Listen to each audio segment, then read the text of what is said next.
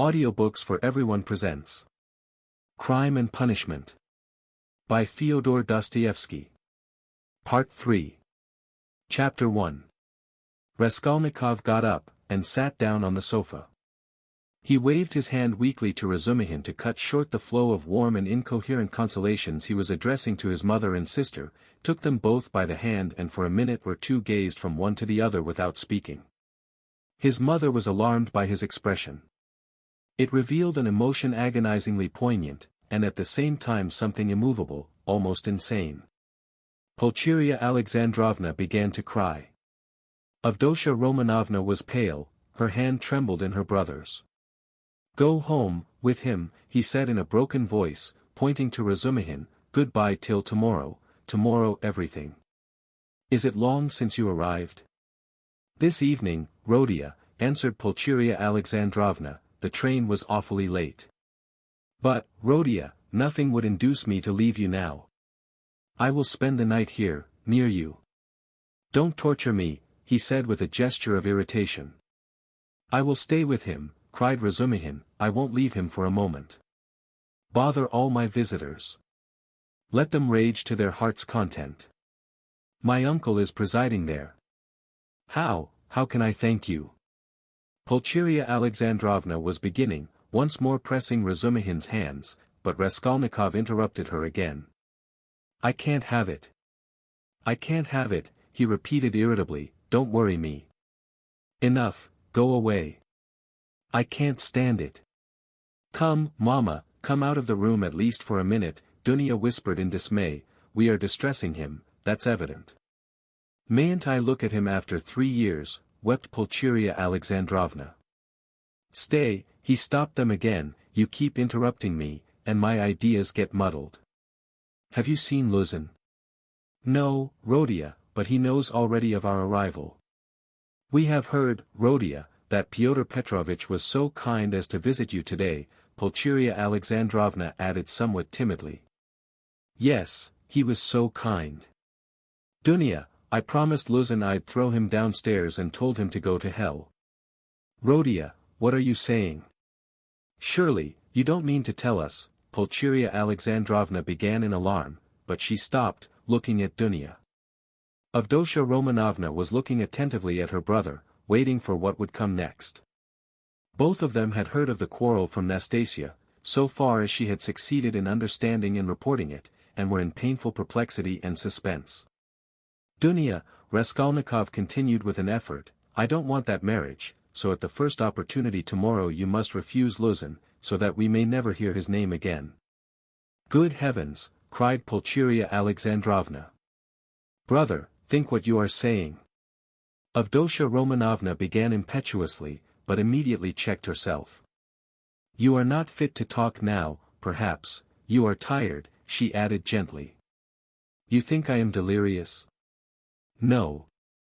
You are marrying Luzhin for my sake. But I won't accept the sacrifice. And so write a letter before tomorrow, to refuse him. Let me read it in the morning and that will be the end of it." "That I can't do," the girl cried, offended, "what right have you?" "Dunya, you are hasty, too, be quiet, tomorrow." "Don't you see," the mother interposed in dismay. "Better come away." "He is raving," Razumihin cried tipsily, "or how would he dare? Tomorrow all this nonsense will be over, today he certainly did drive him away." "That was so. And Luzhin got angry, too. He made speeches here, wanted to show off his learning and he went out crestfallen." "Then it's true?" cried Pulcheria Alexandrovna. "Goodbye till tomorrow, brother," said Dunya compassionately, "let us go, mother." "Goodbye, Rodia. Do you hear, sister," he repeated after them, making a last effort, "I am not delirious, this marriage is an infamy. Let me act like a scoundrel, but you mustn't, one is enough, and though I am a scoundrel, I wouldn't own such a sister. It's me or Luzhin. Go now." "But you're out of your mind." "Despot," roared Razumihin, but Raskolnikov did not and perhaps could not answer. He lay down on the sofa, and turned to the wall, utterly exhausted. Avdotya Romanovna looked with interest at Razumihin, her black eyes flashed. Razumihin positively started at her glance. Pulcheria Alexandrovna stood overwhelmed. "Nothing would induce me to go," she whispered in despair to Razumihin. "I will stay somewhere here, escort Dunya home." "You'll spoil everything," Razumihin answered in the same whisper, losing patience. "Come out onto the stairs, anyway. Nastasia, show a light. I assure you," he went on in a half-whisper on the stairs, "that he was almost beating the doctor and me this afternoon. Do you understand? The doctor himself. Even he gave way and left him, so as not to irritate him. I remained downstairs on guard, but he dressed at once and slipped off. And he will slip off again if you irritate him, at this time of night, and will do himself some mischief." "What are you saying? And Avdotya Romanovna can't possibly be left in those lodgings without you. Just think where you are staying. That blackguard Pyotr Petrovitch couldn't find you better lodgings.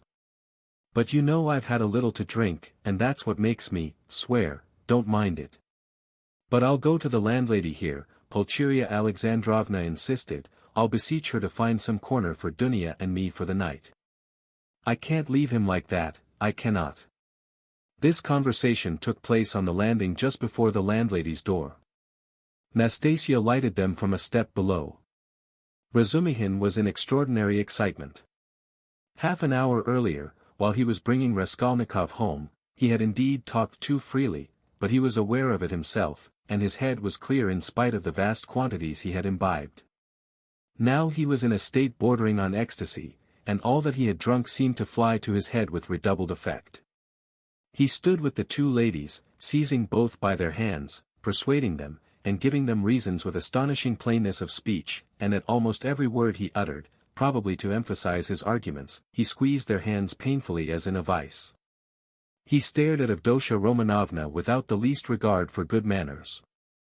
They sometimes pulled their hands out of his huge bony paws, but far from noticing what was the matter, he drew them all the closer to him.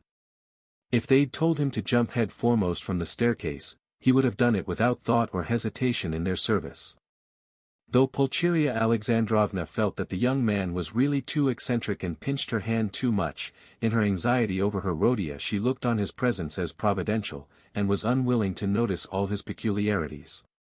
But though Avdotya Romanovna shared her anxiety, and was not of timorous disposition, she could not see the glowing light in his eyes without wonder and almost alarm. It was only the unbounded confidence inspired by Nastasia's account of her brother's queer friend, which prevented her from trying to run away from him, and to persuade her mother to do the same. She realized, too, that even running away was perhaps impossible now. 10 minutes later, however, she was considerably reassured. It was characteristic of Razumihin that he showed his true nature at once, whatever mood he might be in, so that people quickly saw the sort of man they had to deal with.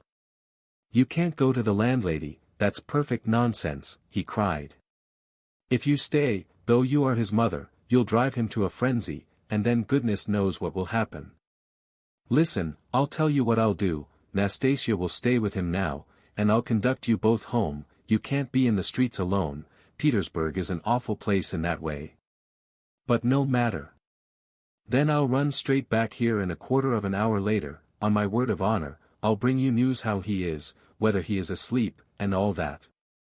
Then, listen. Then I'll run home in a twinkling, I've a lot of friends there, all drunk, I'll fetch Zosimov, that's the doctor who is looking after him, he is there, too, but he is not drunk, he is not drunk, he is never drunk. I'll drag him to Rhodia, and then to you, so that you'll get 2 reports in the hour, from the doctor, you understand, from the doctor himself. That's a very different thing from my account of him. If there's anything wrong, I swear I'll bring you here myself, but, if it's all right, you go to bed. And I'll spend the night here, in the passage, he won't hear me, and I'll tell Zosimov to sleep at the landlady's, to be at hand. Which is better for him, you or the doctor? So come home then. But the landlady is out of the question, it's all right for me, but it's out of the question for you, she wouldn't take you, for she's a fool. She'd be jealous on my account of Avdotya Romanovna and of you, too, if you want to know. of Avdotya Romanovna certainly. She is an absolutely unaccountable character. But I am a fool, too. No matter. Come along. Do you trust me? Come, do you trust me or not? Let us go, mother, said Avdotya Romanovna, he will certainly do what he has promised. He has saved Rhodia already, and if the doctor really will consent to spend the night here, what could be better? You see, you understand me, because you are an angel. Razumihin cried in ecstasy, let us go.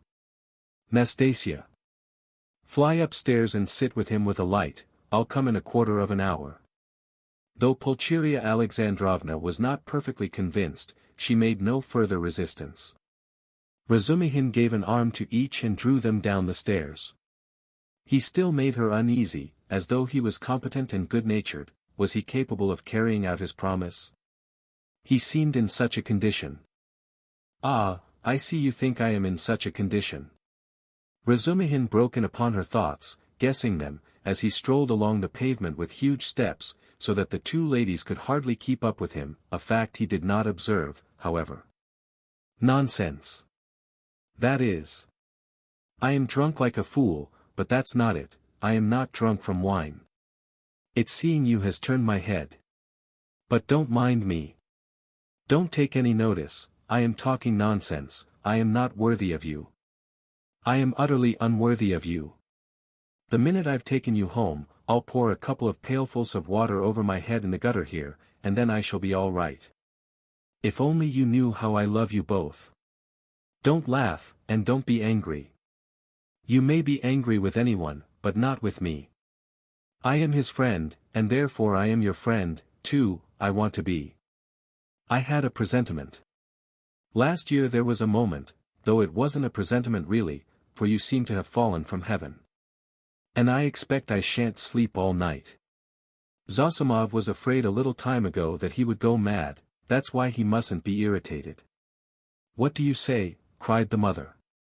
Did the doctor really say that? Asked Avdotya Romanovna, alarmed. Yes, but it's not so, not a bit of it. He gave him some medicine, a powder, I saw it, and then you're coming here. Ah! It would have been better if you had come tomorrow. It's a good thing we went away. And in an hour Zosimov himself will report to you about everything. He is not drunk. And I shan't be drunk. And what made me get so tight? Because they got me into an argument, damn them. I've sworn never to argue. They talk such trash. I almost came to blows. I've left my uncle to preside.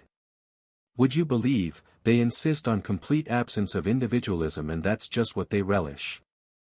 Not to be themselves, to be as unlike themselves as they can. That's what they regard as the highest point of progress.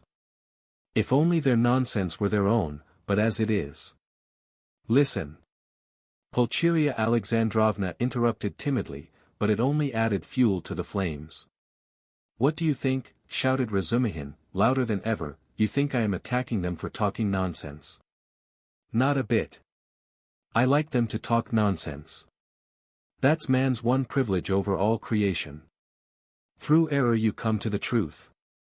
I am a man because I err.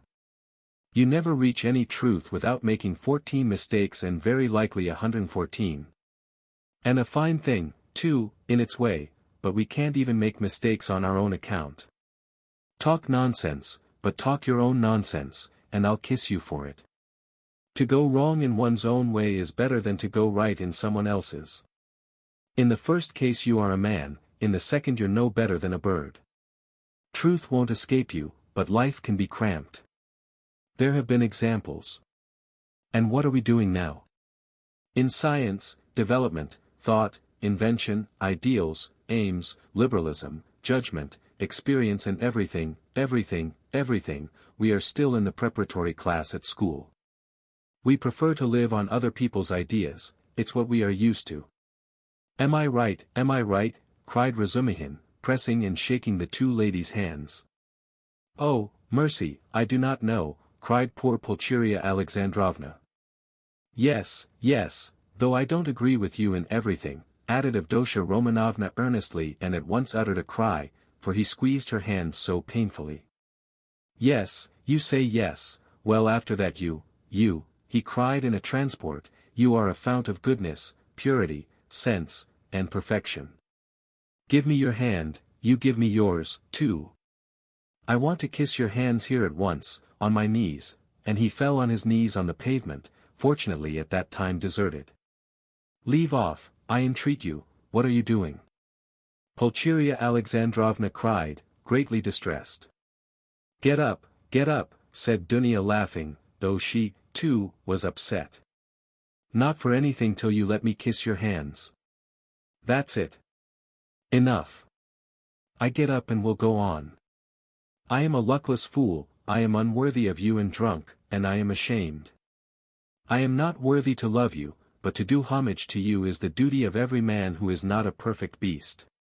And I've done homage. Here are your lodgings, and for that alone Rodia was right in driving your Pyotr Petrovitch away. How dare he? How dare he put you in such lodgings? It's a scandal. Do you know the sort of people they take in here? And you his betrothed. You are his betrothed? Yes. Well, then, I'll tell you, your fiancé is a scoundrel. Excuse me, Mr. Razumihin, you are forgetting, Pulcheria Alexandrovna was beginning. Yes, you are right, I did forget myself, I am ashamed of it, Razumihin made haste to apologize. But you can't be angry with me for speaking so. For I speak sincerely and not because, hm. That would be disgraceful, in fact not because I'm in, hm. Well, anyway, I won't say why, I daren't. But we all saw today when he came in that man is not of our sort. Not because he had his hair curled at the barber's, not because he was in such a hurry to show his wit, but because he is a spy, a speculator, because he is a skinflint and a buffoon. That's evident. Do you think him clever? No, he is a fool, a fool. And is he a match for you? Good heavens! Do you see, ladies, he stopped suddenly on the way upstairs to their rooms, though all my friends there are drunk, yet they are all honest, and though we do talk a lot of trash, and I do, too, yet we shall talk our way to the truth at last, for we are on the right path, while Pyotr Petrovitch is not on the right path. Though I've been calling them all sorts of names just now, I do respect them all, though I don't respect Zametov, I like him, for he is a puppy, and that bullock Zosimov, because he is an honest man and knows his work. But enough, it's all said and forgiven. Is it forgiven? Well, then, let's go on. I know this corridor, I've been here, there was a scandal here at number 3. Where are you here? Which number? 8. Well, lock yourselves in for the night, then. Don't let anybody in. In a quarter of an hour I'll come back with news, and half an hour later I'll bring Zosimov, you'll see. Goodbye, I'll run. Good heavens, Dunya, what is going to happen, said Pulcheria Alexandrovna, addressing her daughter with anxiety and dismay. Don't worry yourself, mother, said Dunya, taking off her hat and cape. God has sent this gentleman to our aid, though he has come from a drinking party. We can depend on him, I assure you. And all that he has done for Rodia. Ah! Dunya, goodness knows whether he will come. How could I bring myself to leave Rodia? And how different I had fancied our meeting. How sullen he was, as though not pleased to see us. Tears came into her eyes. No, it's not that, mother. You didn't see, you were crying all the time. He is quite unhinged by serious illness, that's the reason. Ah, that illness. What will happen, what will happen? And how he talked to you, Dunya, said the mother, looking timidly at her daughter, trying to read her thoughts and, already half consoled by Dunya's standing up for her brother, which meant that she had already forgiven him. I am sure he will think better of it tomorrow, she added, probing her further. And I am sure that he will say the same tomorrow, about that, Avdotya Romanovna said finally. And, of course, there was no going beyond that, for this was a point which Pulcheria Alexandrovna was afraid to discuss. Dunya went up and kissed her mother. The latter warmly embraced her without speaking. Then she sat down to wait anxiously for Razumihin's return, timidly watching her daughter who walked up and down the room with her arms folded, lost in thought. This walking up and down when she was thinking was a habit of Avdotya Romanovna's, and the mother was always afraid to break in on her daughter's mood at such moments. Razumihin, of course, was ridiculous in his sudden drunken infatuation for Avdotya Romanovna. Yet apart from his eccentric condition, many people would have thought it justified if they had seen Avdotya Romanovna, especially at that moment when she was walking to and fro with folded arms, pensive and melancholy. Avdotya Romanovna was remarkably good-looking. She was tall, strikingly well-proportioned, strong and self-reliant. The latter quality was apparent in every gesture, though it did not in the least detract from the grace and softness of her movements.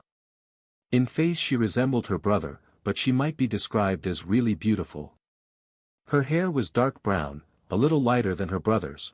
There was a proud light in her almost black eyes and yet at times a look of extraordinary kindness. She was pale, but it was a healthy pallor. Her face was radiant with freshness and vigor. Her mouth was rather small, the full red lower lip projected a little as did her chin. It was the only irregularity in her beautiful face, but it gave it a peculiarly individual and almost haughty expression. Her face was always more serious and thoughtful than gay, but how well smiles, how well youthful, light-hearted, irresponsible, laughter suited her face. It was natural enough that a warm, open, simple-hearted, honest giant like Razumihin, who had never seen anyone like her and was not quite sober at the time, should lose his head immediately. Besides, as chance would have it, he saw Dunya for the first time transfigured by her love for her brother and her joy at meeting him. Afterwards he saw her lower lip quiver with indignation at her brother's insolent, cruel and ungrateful words, and his fate was sealed. He had spoken the truth, moreover, when he blurted out in his drunken talk on the stairs that Praskovia Pavlovna, Raskolnikov's eccentric landlady, would be jealous of Pulcheria Alexandrovna as well as of Avdotya Romanovna on his account. Although Pulcheria Alexandrovna was 43, her face still retained traces of her former beauty. She looked much younger than her age, indeed, which is almost always the case with women who retain serenity of spirit, sensitiveness and pure sincere warmth of heart to old age. We may add in parenthesis that to preserve all this is the only means of retaining beauty to old age. Her hair had begun to grow grey and thin, there had long been little crow's foot wrinkles round her eyes, her cheeks were hollow and sunken from anxiety and grief, and yet it was a handsome face. She was Dunya over again, 20 years older, but without the projecting underlip. Pulcheria Alexandrovna was emotional, but not sentimental, timid and yielding, but only to a certain point. She could give way and accept a great deal even of what was contrary to her convictions, but there was a certain barrier fixed by honesty, principle and the deepest convictions which nothing would induce her to cross. Exactly 20 minutes after Razumihin's departure, there came 2 subdued but hurried knocks at the door. He had come back. "I won't come in, I haven't time," he hastened to say when the door was opened. "He sleeps like a top, soundly, quietly, and God grant he may sleep 10 hours. Nastasia's with him, I told her not to leave till I came. Now I am fetching Zosimov, he will report to you and then you'd better turn in, I can see you are too tired to do anything." And he ran off down the corridor. "What a very competent and devoted young man," cried Pulcheria Alexandrovna exceedingly delighted. "He seems a splendid person." Avdotya Romanovna replied with some warmth, resuming her walk up and down the room. It was nearly an hour later when they heard footsteps in the corridor and another knock at the door. Both women waited this time completely relying on Razumihin's promise. He actually had succeeded in bringing Zosimov. Zosimov had agreed at once to desert the drinking party to go to Raskolnikov's, but he came reluctantly and with the greatest suspicion to see the ladies, mistrusting Razumihin in his exhilarated condition. But his vanity was at once reassured and flattered. He saw that they were really expecting him as an oracle. He stayed just 10 minutes and succeeded in completely convincing and comforting Pulcheria Alexandrovna. He spoke with marked sympathy, but with the reserve and extreme seriousness of a young doctor at an important consultation. He did not utter a word on any other subject and did not display the slightest desire to enter into more personal relations with the two ladies. Remarking at his first entrance the dazzling beauty of Avdotya Romanovna, he endeavored not to notice her at all during his visit and addressed himself solely to Pulcheria Alexandrovna. All this gave him extraordinary inward satisfaction. He declared that he thought the invalid at this moment going on very satisfactorily. According to his observations, the patient's illness was due partly to his unfortunate material surroundings during the last few months, but it had partly also a moral origin, was, so to speak, the product of several material and moral influences, anxieties, apprehensions, troubles, certain ideas, and so on. Noticing stealthily that Avdotya Romanovna was following his words with close attention, Zosimov allowed himself to enlarge on this theme. On Pulcheria Alexandrovna's anxiously and timidly inquiring as to some suspicion of insanity, he replied with a composed and candid smile that his words had been exaggerated, that certainly the patient had some fixed idea, something approaching a monomania. He, Zosimov, was now particularly studying this interesting branch of medicine, but that it must be recollected that until today the patient had been in delirium and that no doubt the presence of his family would have a favorable effect on his recovery and distract his mind, if only all fresh shocks can be avoided, he added significantly. Then he got up, took leave with an impressive and affable bow, while blessings, warm gratitude, and entreaties were showered upon him, and Avdotya Romanovna spontaneously offered her hand to him. He went out exceedingly pleased with his visit and still more so with himself. "We'll talk tomorrow, go to bed at once," Razumihin said in conclusion, following Zosimov out. "I'll be with you tomorrow morning as early as possible with my report." "That's a fetching little girl, Avdotya Romanovna," remarked Zosimov, almost licking his lips as they both came out into the street. "Fetching?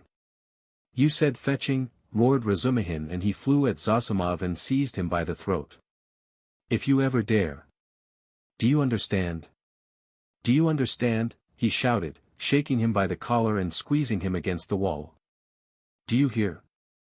Let me go, you drunken devil," said Zosimov, struggling, and when he had let him go, he stared at him and went off into a sudden guffaw. Razumihin stood facing him in gloomy and earnest reflection.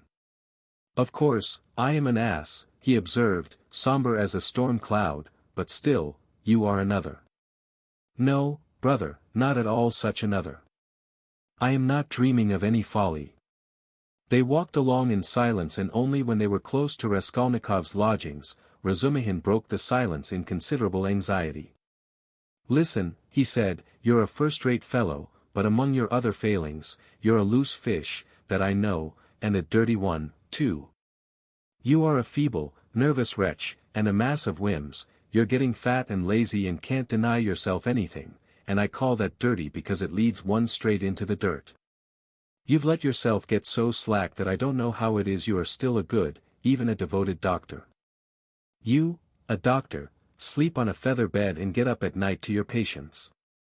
In another 3 or 4 years you won't get up for your patients. But hang it all, that's not the point. You are going to spend tonight in the landlady's flat here. Hard work I've had to persuade her. And I'll be in the kitchen. So here's a chance for you to get to know her better. It's not as you think. There's not a trace of anything of the sort, brother. But I don't think. Here you have modesty, brother, silence, bashfulness, a savage virtue, and yet she's sighing and melting like wax, simply melting. Save me from her, by all that's unholy. She's most prepossessing. I'll repay you, I'll do anything." Zosimov laughed more violently than ever. "Well, you are smitten.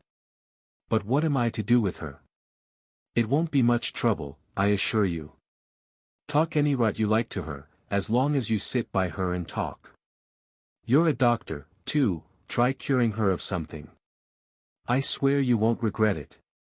She has a piano, and you know, I strum a little.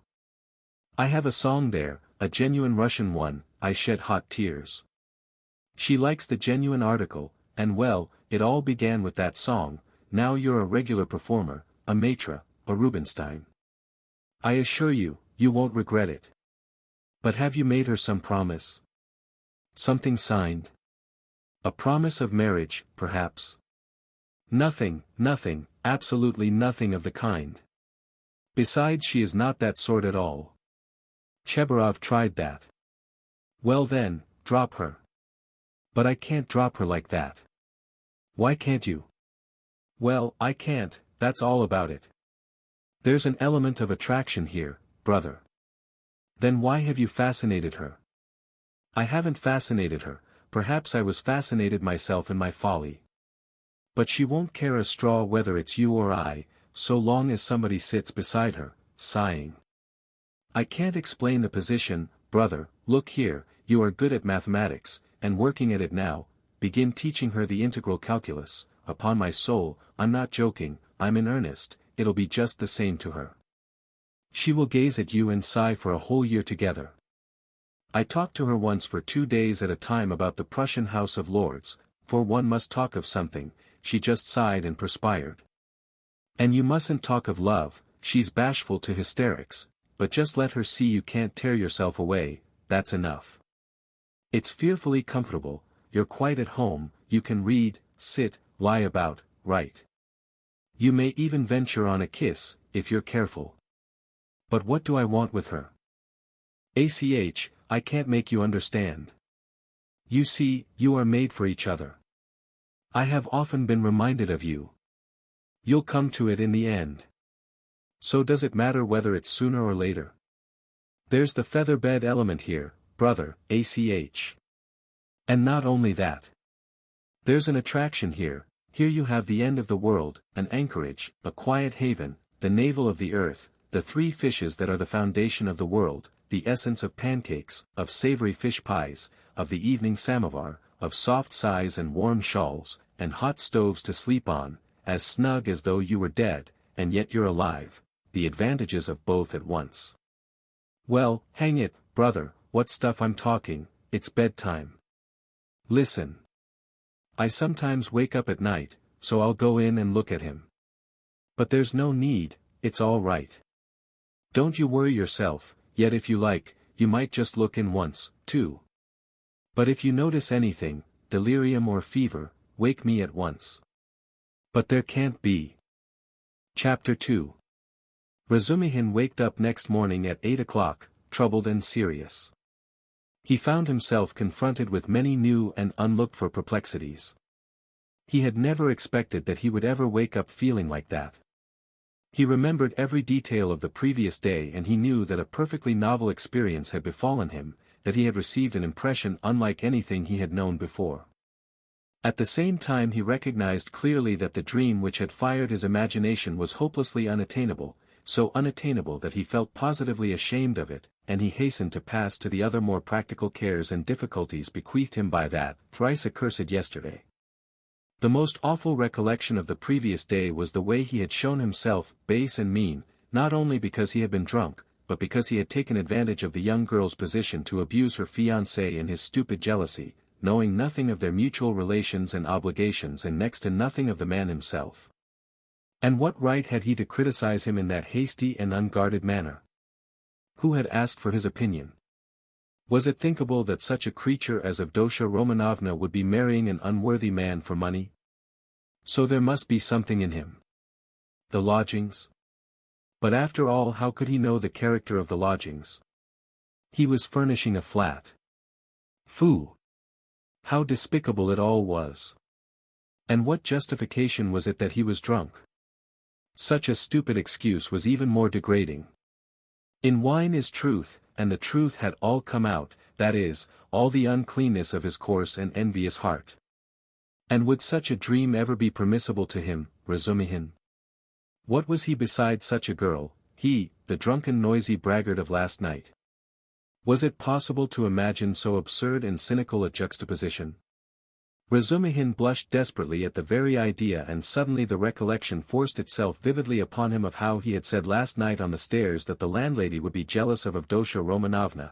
That was simply intolerable. He brought his fist down heavily on the kitchen stove, hurt his hand and sent one of the bricks flying.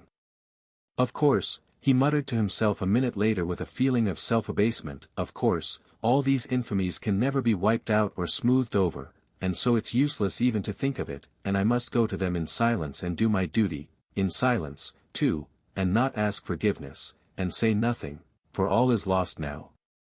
And yet as he dressed he examined his attire more carefully than usual. He hadn't another suit. If he had had, perhaps he wouldn't have put it on. I would have made a point of not putting it on.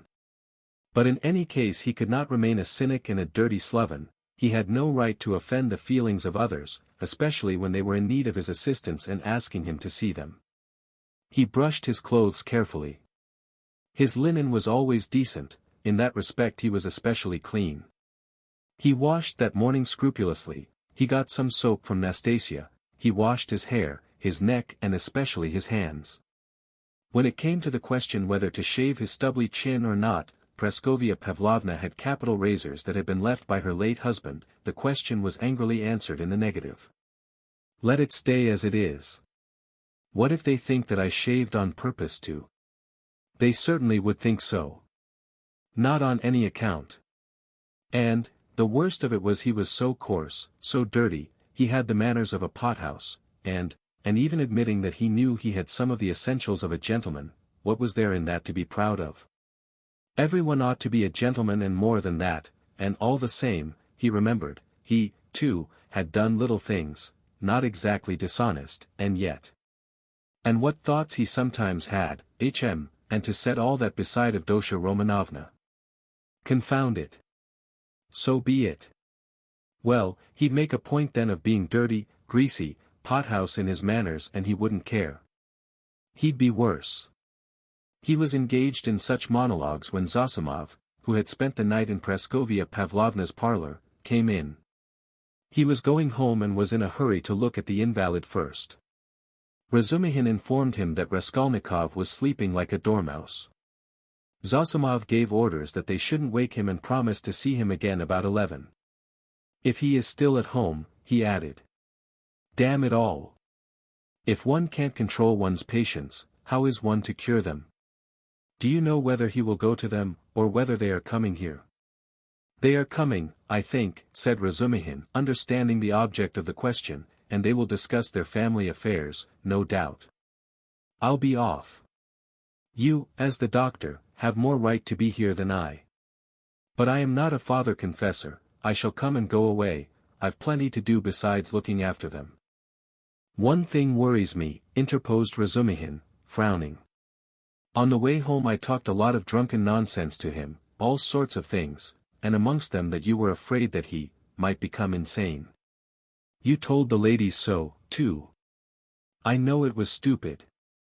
You may beat me if you like. Did you think so seriously? That's nonsense, I tell you, how could I think it seriously? You, yourself, described him as a monomaniac when you fetched me to him, and we added fuel to the fire yesterday, you did, that is, with your story about the painter, it was a nice conversation, when he was, perhaps, mad on that very point. If only I'd known what happened then at the police station and that some wretch had insulted him with this suspicion. I would not have allowed that conversation yesterday. These monomaniacs will make a mountain out of a molehill, and see their fancies as solid realities. As far as I remember, it was Zaintov's story that cleared up half the mystery, to my mind. Why, I know one case in which a hypochondriac, a man of 40, cut the throat of a little boy of 8, because he couldn't endure the jokes he made every day at table. And in this case his rags, the insolent police officer, the fever and this suspicion. All that working upon a man half frantic with hypochondria, and with his morbid exceptional vanity. That may well have been the starting point of illness. Well, bother it all. And, by the way, that Zaintov certainly is a nice fellow, but he shouldn't have told all that last night. He is an awful chatterbox. But whom did he tell it to? You and me. And Porfiry. What does that matter? And, by the way, have you any influence on them, his mother and sister? Tell them to be more careful with him today. They'll get on all right. Razumihin answered reluctantly. Why is he so set against this Luzhin? A man with money and she doesn't seem to dislike him, and they haven't a farthing, I suppose. Eh? But what business is it of yours? Razumihin cried with annoyance. How can I tell whether they've a farthing? Ask them yourself and perhaps you'll find out. Phoo! What an ass you are sometimes. Last night's wine has not gone off yet. Goodbye, thank your Praskovia Pavlovna from me for my night's lodging. She locked herself in, made no reply to my bonjour through the door. She was up at 7 o'clock, the samovar was taken into her from the kitchen. I was not vouchsafed a personal interview. At 9 o'clock precisely Razumihin reached the lodgings at Bakliev's house. Both ladies were waiting for him with nervous impatience. They had risen at 7 o'clock or earlier. He entered looking as black as night, bowed awkwardly and was at once furious with himself for it. He had reckoned without his host. Pulcheria Alexandrovna fairly rushed at him, seized him by both hands and was almost kissing them.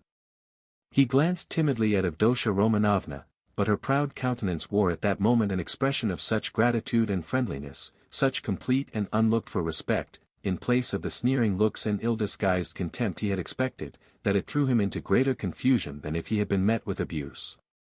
Fortunately there was a subject for conversation, and he made haste to snatch at it. Hearing that everything was going well and that Rodia had not yet waked, Pulcheria Alexandrovna declared that she was glad to hear it, because she had something which it was very, very necessary to talk over beforehand. Then followed an inquiry about breakfast and an invitation to have it with them. They had waited to have it with him. Avdotya Romanovna rang the bell, it was answered by a ragged dirty waiter, and they asked him to bring tea which was served at last, but in such a dirty and disorderly way that the ladies were ashamed.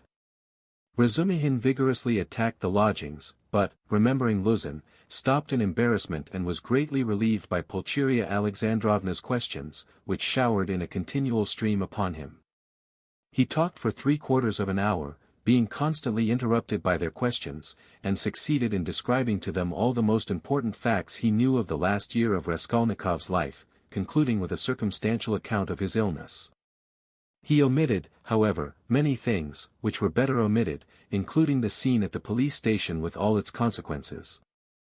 They listened eagerly to his story, and, when he thought he had finished and satisfied his listeners, he found that they considered he had hardly begun. Tell me. What do you think? Excuse me, I still don't know your name. Pulcheria Alexandrovna put in hastily. Dmitri Prokofitch. I should like very, very much to know, Dmitri Prokofitch, how he looks, on things in general now, that is, how can I explain, what are his likes and dislikes? Is he always so irritable? Tell me, if you can, what are his hopes and, so to say, his dreams? Under what influences is he now? In a word, I should like. Ah, mother, how can he answer all that at once, observed Dunya. Good heavens, I had not expected to find him in the least like this, Dmitri Prokofitch. Naturally, answered Razumihin. I have no mother, but my uncle comes every year and almost every time he can scarcely recognize me, even in appearance, though he is a clever man, and your 3 years' separation means a great deal. What am I to tell you?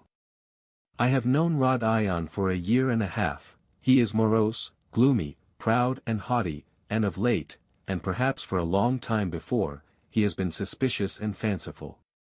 He has a noble nature and a kind heart. He does not like showing his feelings and would rather do a cruel thing than open his heart freely. Sometimes, though, he is not at all morbid, but simply cold and inhumanly callous, it's as though he were alternating between two characters. Sometimes he is fearfully reserved. He says he is so busy that everything is a hindrance, and yet he lies in bed doing nothing. He doesn't jeer at things, not because he hasn't the wit, but as though he hadn't time to waste on such trifles. He never listens to what is said to him. He is never interested in what interests other people at any given moment. He thinks very highly of himself and perhaps he is right. Well, what more? I think your arrival will have a most beneficial influence upon him. God grant it may, cried Pulcheria Alexandrovna, distressed by Razumihin's account of Herodia. And Razumihin ventured to look more boldly at Avdotya Romanovna at last. He glanced at her often while he was talking, but only for a moment and looked away again at once. Avdotya Romanovna sat at the table, listening attentively, then got up again and began walking to and fro with her arms folded and her lips compressed, occasionally putting in a question, without stopping her walk. She had the same habit of not listening to what was said. She was wearing a dress of thin dark stuff and she had a white transparent scarf round her neck. Razumihin soon detected signs of extreme poverty in their belongings. Had Avdotya Romanovna been dressed like a queen, he felt that he would not be afraid of her, but perhaps just because she was poorly dressed and that he noticed all the misery of her surroundings, his heart was filled with dread and he began to be afraid of every word he uttered, every gesture he made, which was very trying for a man who already felt diffident. "You've told us a great deal that is interesting about my brother's character, and have told it impartially. I am glad. I thought that you were too uncritically devoted to him," observed Avdotya Romanovna with a smile. "I think you are right that he needs a woman's care," she added thoughtfully. "I didn't say so, but I dare say you are right, only." "What? He loves no one and perhaps he never will," Razumihin declared decisively. "You mean he is not capable of love? Do you know, Avdotya Romanovna, you are awfully like your brother, in everything, indeed," he blurted out suddenly to his own surprise, but remembering at once what he had just before said of her brother, he turned as red as a crab and was overcome with confusion. Avdotya Romanovna couldn't help laughing when she looked at him. "You may both be mistaken about Rhodia," Pulcheria Alexandrovna remarked, slightly piqued. "I am not talking of our present difficulty, Dunya. What Pyotr Petrovitch writes in this letter and what you and I have supposed may be mistaken, but you can't imagine, Dmitri Prokofitch, how moody and, so to say, capricious he is. I never could depend on what he would do when he was only 15. And I am sure that he might do something now that nobody else would think of doing. Well, for instance, do you know how a year and a half ago he astounded me and gave me a shock that nearly killed me, when he had the idea of marrying that girl, what was her name, his landlady's daughter? Did you hear about that affair?" asked Avdotya Romanovna. "Do you suppose," Pulcheria Alexandrovna continued warmly, "do you suppose that my tears, my entreaties, my illness, my possible death from grief, our poverty would have made him pause? No, he would calmly have disregarded all obstacles. And yet it isn't that he doesn't love us. He has never spoken a word of that affair to me," Razumihin answered cautiously. "But I did hear something from Praskovia Pavlovna herself, though she is by no means a gossip. And what I heard certainly was rather strange." "And what did you hear?" both the ladies asked at once. "Well, nothing very special. I only learned that the marriage, which only failed to take place through the girl's death, was not at all to Praskovia Pavlovna's liking. They say, too, the girl was not at all pretty, in fact I am told positively ugly, and such an invalid, and queer. But she seems to have had some good qualities. She must have had some good qualities or it's quite inexplicable. She had no money either and he wouldn't have considered her money. But it's always difficult to judge in such matters. I am sure she was a good girl," Avdotya Romanovna observed briefly. "God forgive me, I simply rejoiced at her death. Though I don't know which of them would have caused most misery to the other, he to her or she to him," Pulcheria Alexandrovna concluded. Then she began tentatively questioning him about the scene on the previous day with Luzhin, hesitating and continually glancing at Dunya, obviously to the latter's annoyance. This incident more than all the rest evidently caused her uneasiness, even consternation. Razumihin described it in detail again, but this time he added his own conclusions. He openly blamed Raskolnikov for intentionally insulting Pyotr Petrovitch, not seeking to excuse him on the score of his illness. He had planned it before his illness, he added. "I think so, too," Pulcheria Alexandrovna agreed with a dejected air. But she was very much surprised at hearing Razumihin express himself so carefully and even with a certain respect about Pyotr Petrovitch. Avdotya Romanovna, too, was struck by it. "So this is your opinion of Pyotr Petrovitch?" Pulcheria Alexandrovna could not resist asking. I can have no other opinion of your daughter's future husband, Razumihin answered firmly and with warmth, and I don't say it simply from vulgar politeness, but simply because Avdotya Romanovna has of her own free will deigned to accept this man.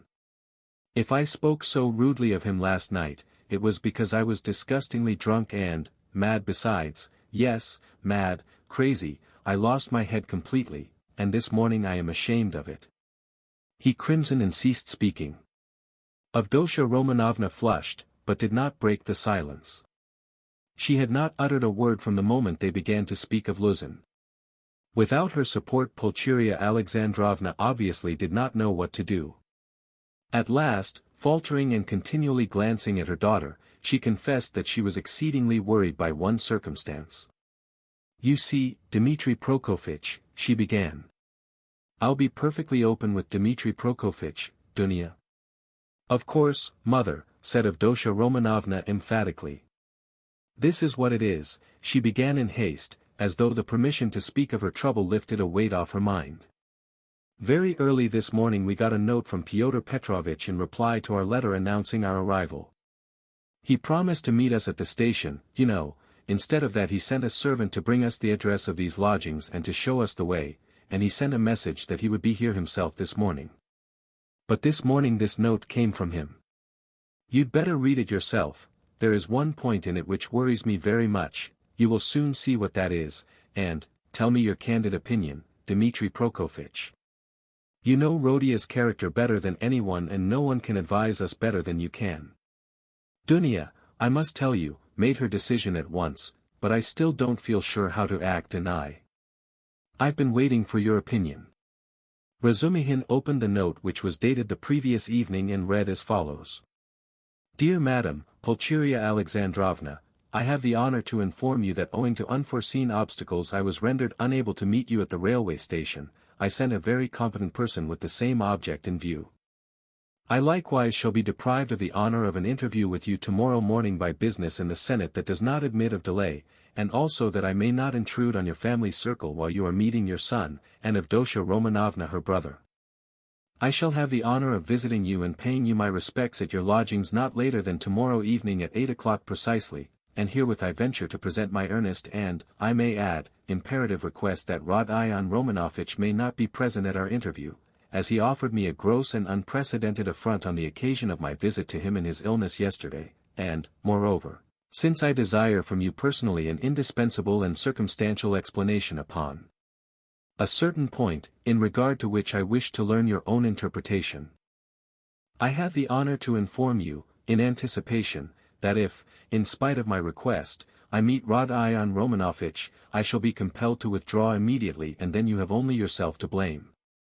I write on the assumption that Rodion Romanovitch who appeared so ill at my visit, suddenly recovered 2 hours later and so, being able to leave the house, may visit you also. I was confirmed in that belief by the testimony of my own eyes in the lodging of a drunken man who was run over and has since died, to whose daughter, a young woman of notorious behavior, he gave 25 rubles on the pretext of the funeral, which gravely surprised me knowing what pains you were at to raise that sum. Herewith expressing my special respect to your estimable daughter, Avdotya Romanovna, I beg you to accept the respectful homage of your humble servant, P. Luzhin. What am I to do now, Dmitri Prokofitch, began Pulcheria Alexandrovna, almost weeping. How can I ask Rodia not to come? Yesterday he insisted so earnestly on our refusing Pyotr Petrovitch and now we are ordered not to receive Rodia. He will come on purpose if he knows, and, what will happen then? Act on Avdotya Romanovna's decision, Razumihin answered calmly at once. Oh, dear me. She says, goodness knows what she says, she doesn't explain her object. She says that it would be best, at least, not that it would be best, but that it's absolutely necessary that Rodia should make a point of being here at 8 o'clock and that they must meet. I didn't want even to show him the letter, but to prevent him from coming by some stratagem with your help, because he is so irritable. Besides I don't understand about that drunkard who died and that daughter, and how he could have given the daughter all the money, which cost you such sacrifice, mother, put in Avdotya Romanovna. He was not himself yesterday, Razumihin said thoughtfully. If you only knew what he was up to in a restaurant yesterday, though there was sense in it too. He did say something, as we were going home yesterday evening, about a dead man and a girl, but I didn't understand a word. But last night, I myself. The best thing, mother, will be for us to go to him ourselves, and there I assure you we shall see at once what's to be done. Besides, it's getting late. Good heavens, it's past 10, she cried, looking at a splendid gold-enameled watch which hung round her neck on a thin Venetian chain, and looked entirely out of keeping with the rest of her dress. A present from her fiancé, thought Razumihin. We must start, Dunya, we must start, her mother cried in a flutter. He will be thinking we are still angry after yesterday, from our coming so late. Merciful heavens! While she said this she was hurriedly putting on her hat and mantle. Dunya, too, put on her things. Her gloves, as Razumihin noticed, were not merely shabby but had holes in them, and yet this evident poverty gave the two ladies an air of special dignity, which is always found in people who know how to wear poor clothes. Razumihin looked reverently at Dunya and felt proud of escorting her. The queen who mended her stockings in prison, he thought, must have looked then every inch a queen, and even more a queen than at sumptuous banquets and levees. My God, exclaimed Pulcheria Alexandrovna, little did I think that I should ever fear seeing my son, my darling, darling Rodia. I am afraid, Dmitri Prokofitch, she added, glancing at him timidly. Don't be afraid, mother, said Dunya, kissing her, better have faith in him. Oh, dear, I have faith in him, but I haven't slept all night, exclaimed the poor woman. They came out into the street. Do you know, Dunya, when I dozed a little this morning I dreamed of Marfa Petrovna. She was all in white, she came up to me, took my hand, and shook her head at me, but so sternly as though she were blaming me. Is that a good omen? Oh, dear me. You don't know, Dmitri Prokofitch, that Marfa Petrovna's dead. No, I didn't know. Who is Marfa Petrovna? She died suddenly, and only fancy. Afterwards, Mama, put in Dunya. He doesn't know who Marfa Petrovna is. Ah, you don't know. And I was thinking that you knew all about us. Forgive me, Dmitri Prokofitch, I don't know what I am thinking about these last few days. I look upon you really as a providence for us, and so I took it for granted that you knew all about us. I look on you as a relation. Don't be angry with me for saying so. Dear me, what's the matter with your right hand? Have you knocked it? Yes, I bruised it, muttered Razumihin overjoyed. I sometimes speak too much from the heart, so that Dunya finds fault with me. But, dear me, what a cupboard he lives in. I wonder whether he is awake. Does this woman, his landlady, consider it a room? Listen, you say he does not like to show his feelings, so perhaps I shall annoy him with my weaknesses. Do advise me, Dmitri Prokofitch, how am I to treat him? I feel quite distracted, you know. Don't question him too much about anything. If you see him frown, don't ask him too much about his health, he doesn't like that. Ah, Dmitri Prokofitch, how hard it is to be a mother. But here are the stairs. What an awful staircase. Mother, you are quite pale, don't distress yourself, darling, said Dunya caressing her, then with flashing eyes she added, he ought to be happy at seeing you, and you are tormenting yourself so. Wait, I'll peep in and see whether he has waked up. The ladies slowly followed Razumihin, who went on before, and when they reached the landlady's door on the 4th story, they noticed that her door was a tiny crack open and that two keen black eyes were watching them from the darkness within. When their eyes met, the door was suddenly shut with such a slam that Pulcheria Alexandrovna almost cried out. Chapter 3. He is well, quite well. Zosimov cried cheerfully as they entered. He had come in 10 minutes earlier and was sitting in the same place as before, on the sofa. Raskolnikov was sitting in the opposite corner, fully dressed and carefully washed and combed, as he had not been for some time past. The room was immediately crowded, yet Nastasia managed to follow the visitors in and stayed to listen. Raskolnikov really was almost well, as compared with his condition the day before, but he was still pale, listless, and somber. He looked like a wounded man or one who has undergone some terrible physical suffering. His brows were knitted, his lips compressed, his eyes feverish. He spoke little and reluctantly, as though performing a duty, and there was a restlessness in his movements. He only wanted a sling on his arm or a bandage on his finger to complete the impression of a man with a painful abscess or a broken arm. The pale, somber face lighted up for a moment when his mother and sister entered, but this only gave it a look of more intense suffering, in place of its listless dejection. The light soon died away, but the look of suffering remained, and Zosimov, watching and studying his patient with all the zest of a young doctor beginning to practice, noticed in him no joy at the arrival of his mother and sister, but a sort of bitter, hidden determination to bear another hour or two of inevitable torture. He saw later that almost every word of the following conversation seemed to touch on some sore place and irritate it. But at the same time he marveled at the power of controlling himself and hiding his feelings in a patient who the previous day had, like a monomaniac, fallen into a frenzy at the slightest word. "Yes, I see myself now that I am almost well," said Raskolnikov, giving his mother and sister a kiss of welcome which made Pulcheria Alexandrovna radiant at once. "And I don't say this as I did yesterday," he said, addressing Razumihin, with a friendly pressure of his hand. "Yes, indeed, I am quite surprised at him today," began Zosimov, much delighted at the lady's entrance, for he had not succeeded in keeping up a conversation with his patient for 10 minutes. "In another 3 or 4 days, if he goes on like this, he will be just as before, that is, as he was a month ago, or 2, or perhaps even 3. This has been coming on for a long while. Confess, now, that it has been perhaps your own fault," he added, with a tentative smile, as though still afraid of irritating him. "It is very possible," answered Raskolnikov coldly. "I should say, too," continued Zosimov with zest, "that your complete recovery depends solely on yourself. Now that one can talk to you, I should like to impress upon you that it is essential to avoid the elementary, so to speak, fundamental causes tending to produce your morbid condition. In that case you will be cured, if not, it will go from bad to worse. These fundamental causes I don't know, but they must be known to you. You are an intelligent man, and must have observed yourself, of course. I fancy the first stage of your derangement coincides with your leaving the university. You must not be left without occupation, and so, work in a definite aim set before you might, I fancy, be very beneficial." "Yes, yes, you are perfectly right. I will make haste and return to the university, and then everything will go smoothly."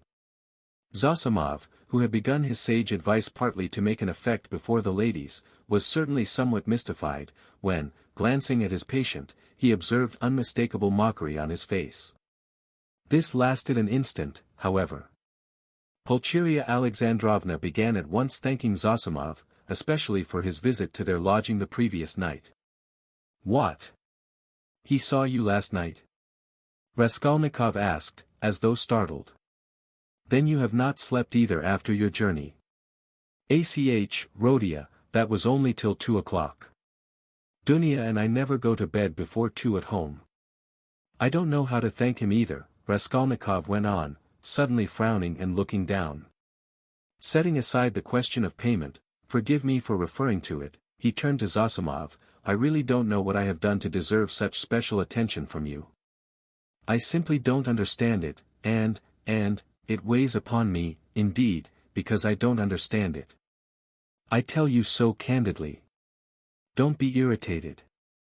Zosimov forced himself to laugh. "Assume that you are my first patient. Well, we fellows just beginning to practice love our first patients as if they were our children, and some almost fall in love with them. And, of course, I am not rich in patience. I say nothing about him," added Raskolnikov, pointing to Razumihin, "though he has had nothing from me either but insult and trouble. What nonsense he is talking." "Why, you are in a sentimental mood today, are you?" shouted Razumihin. If he had had more penetration he would have seen that there was no trace of sentimentality in him, but something indeed quite the opposite. But Avdotya Romanovna noticed it. She was intently and uneasily watching her brother. "As for you, mother, I don't dare to speak, he went on, as though repeating a lesson learned by heart. It is only today that I have been able to realize a little how distressed you must have been here yesterday, waiting for me to come back. When he had said this, he suddenly held out his hand to his sister, smiling without a word. But in this smile there was a flash of real unfeigned feeling. Dunya caught it at once, and warmly pressed his hand, overjoyed and thankful. It was the first time he had addressed her since their dispute the previous day. The mother's face lighted up with ecstatic happiness at the sight of this conclusive unspoken reconciliation. Yes, that is what I love him for, Razumihin, exaggerating it all, muttered to himself, with a vigorous turn in his chair. He has these movements. And how well he does it all, the mother was thinking to herself. What generous impulses he has, and how simply, how delicately he put an end to all the misunderstanding with his sister, simply by holding out his hand at the right minute and looking at her like that. And what fine eyes he has, and how fine his whole face is. He is even better looking than Dunya. But, good heavens, what a suit, how terribly he's dressed. Vazhya, the messenger boy in Afanasy Ivanich's shop, is better dressed. I could rush at him and hug him, weep over him, but I am afraid. Oh, dear, he's so strange. He's talking kindly, but I'm afraid. Why, what am I afraid of? Oh, Rhodia, you wouldn't believe, she began suddenly, in haste to answer his words to her, how unhappy Dunya and I were yesterday. Now that it's all over and done with and we are quite happy again, I can tell you. Fancy, we ran here almost straight from the train to embrace you and that woman, ah, here she is. Good morning, Nastasia. She told us at once that you were lying in a high fever and had just run away from the doctor in delirium, and they were looking for you in the streets.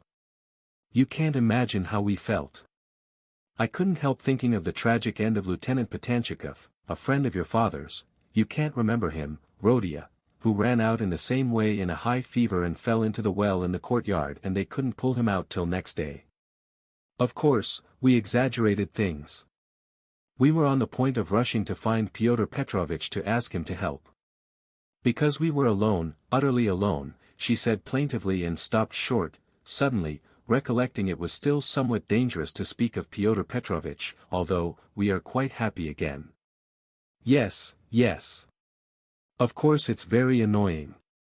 Raskolnikov muttered in reply, but with such a preoccupied and inattentive air that Dunya gazed at him in perplexity. What else was it I wanted to say? He went on trying to recollect.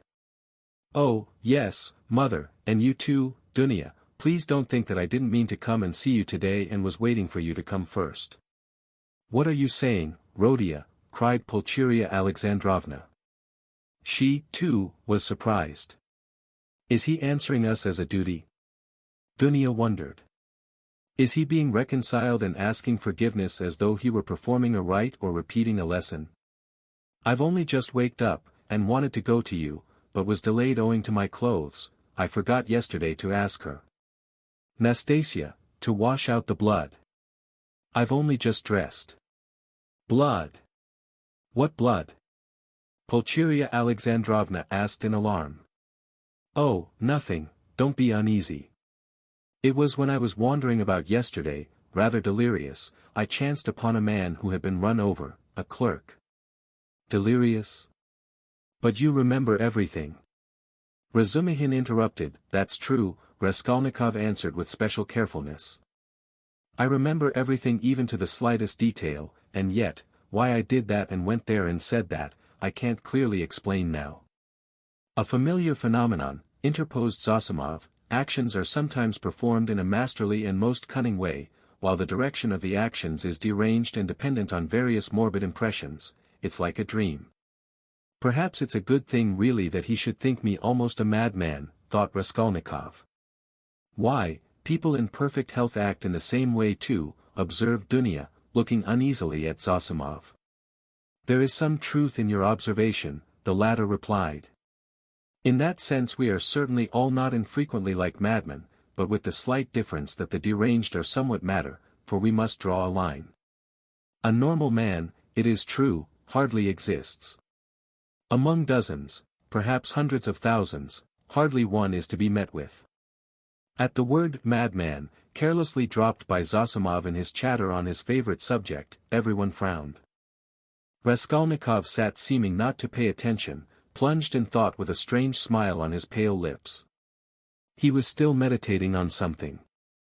Well, what about the man who was run over? I interrupted you. Razumihin cried hastily. What? Raskolnikov seemed to wake up. Oh. I got spattered with blood helping to carry him to his lodging. By the way, Mama, I did an unpardonable thing yesterday. I was literally out of my mind. I gave away all the money you sent me, to his wife for the funeral. She's a widow now, in consumption, a poor creature, 3 little children, starving, nothing in the house, there's a daughter, too, perhaps you'd have given it yourself if you'd seen them.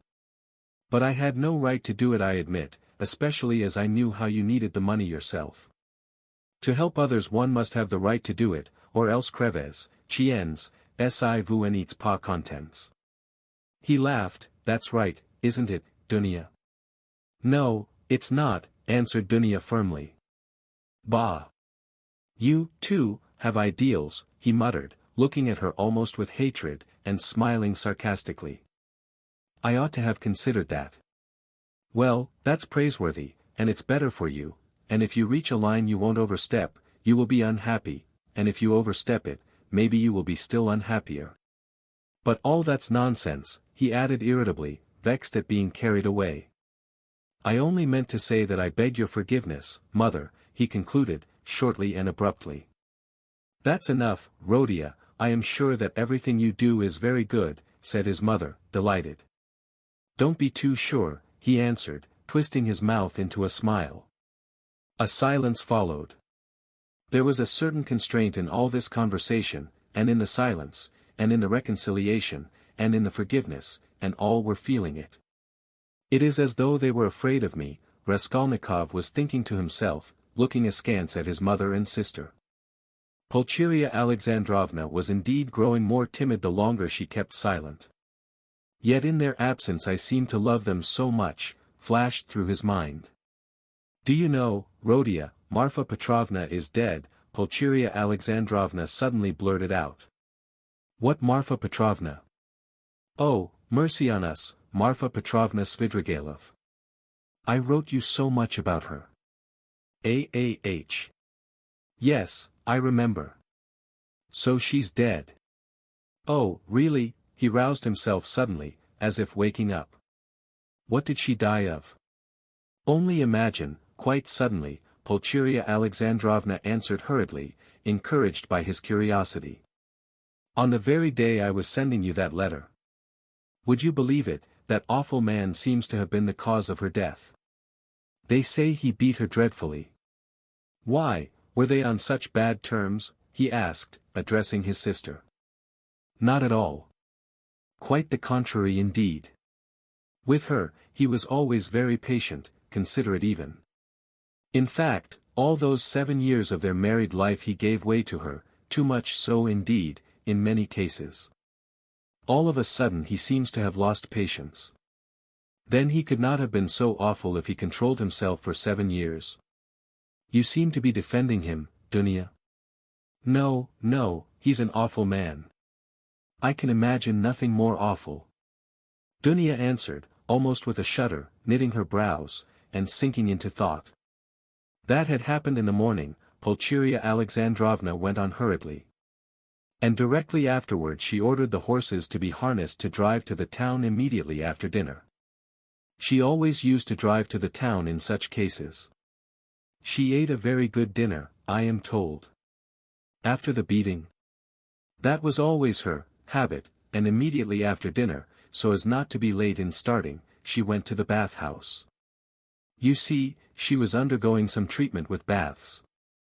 They have a cold spring there, and she used to bathe in it regularly every day, and no sooner had she got into the water when she suddenly had a stroke.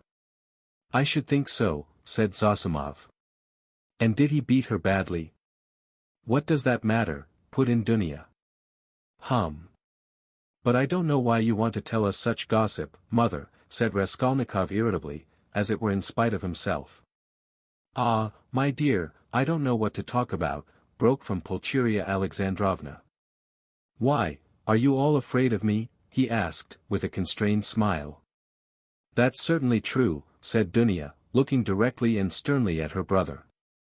Mother was crossing herself with terror as she came up the stairs. His face worked, as though in convulsion. "Ach, what are you saying, Dunya? Don't be angry, please, Rhodia." "Why did you say that, Dunya?" Pulcheria Alexandrovna began, overwhelmed. "You see, coming here, I was dreaming all the way, in the train, how we should meet, how we should talk over everything together. And I was so happy, I did not notice the journey. But what am I saying? I am happy now. You should not, Dunya. I am happy now, simply in seeing you, Rhodia." "Hush, mother," he muttered in confusion, not looking at her, but pressing her hand. "We shall have time to speak freely of everything." As he said this, he was suddenly overwhelmed with confusion and turned pale. Again that awful sensation he had known of late passed with deadly chill over his soul. Again it became suddenly plain and perceptible to him that he had just told a fearful lie, that he would never now be able to speak freely of everything, that he would never again be able to speak of anything to anyone. The anguish of this thought was such that for a moment he almost forgot himself. He got up from his seat, and not looking at anyone walked towards the door. "What are you about?" cried Razumihin, clutching him by the arm. He sat down again, and began looking about him, in silence. They were all looking at him in perplexity. "But what are you all so dull for?" he shouted, suddenly and quite unexpectedly. "Do say something. What's the use of sitting like this? Come, do speak. Let us talk. We meet together and sit in silence. Come, anything."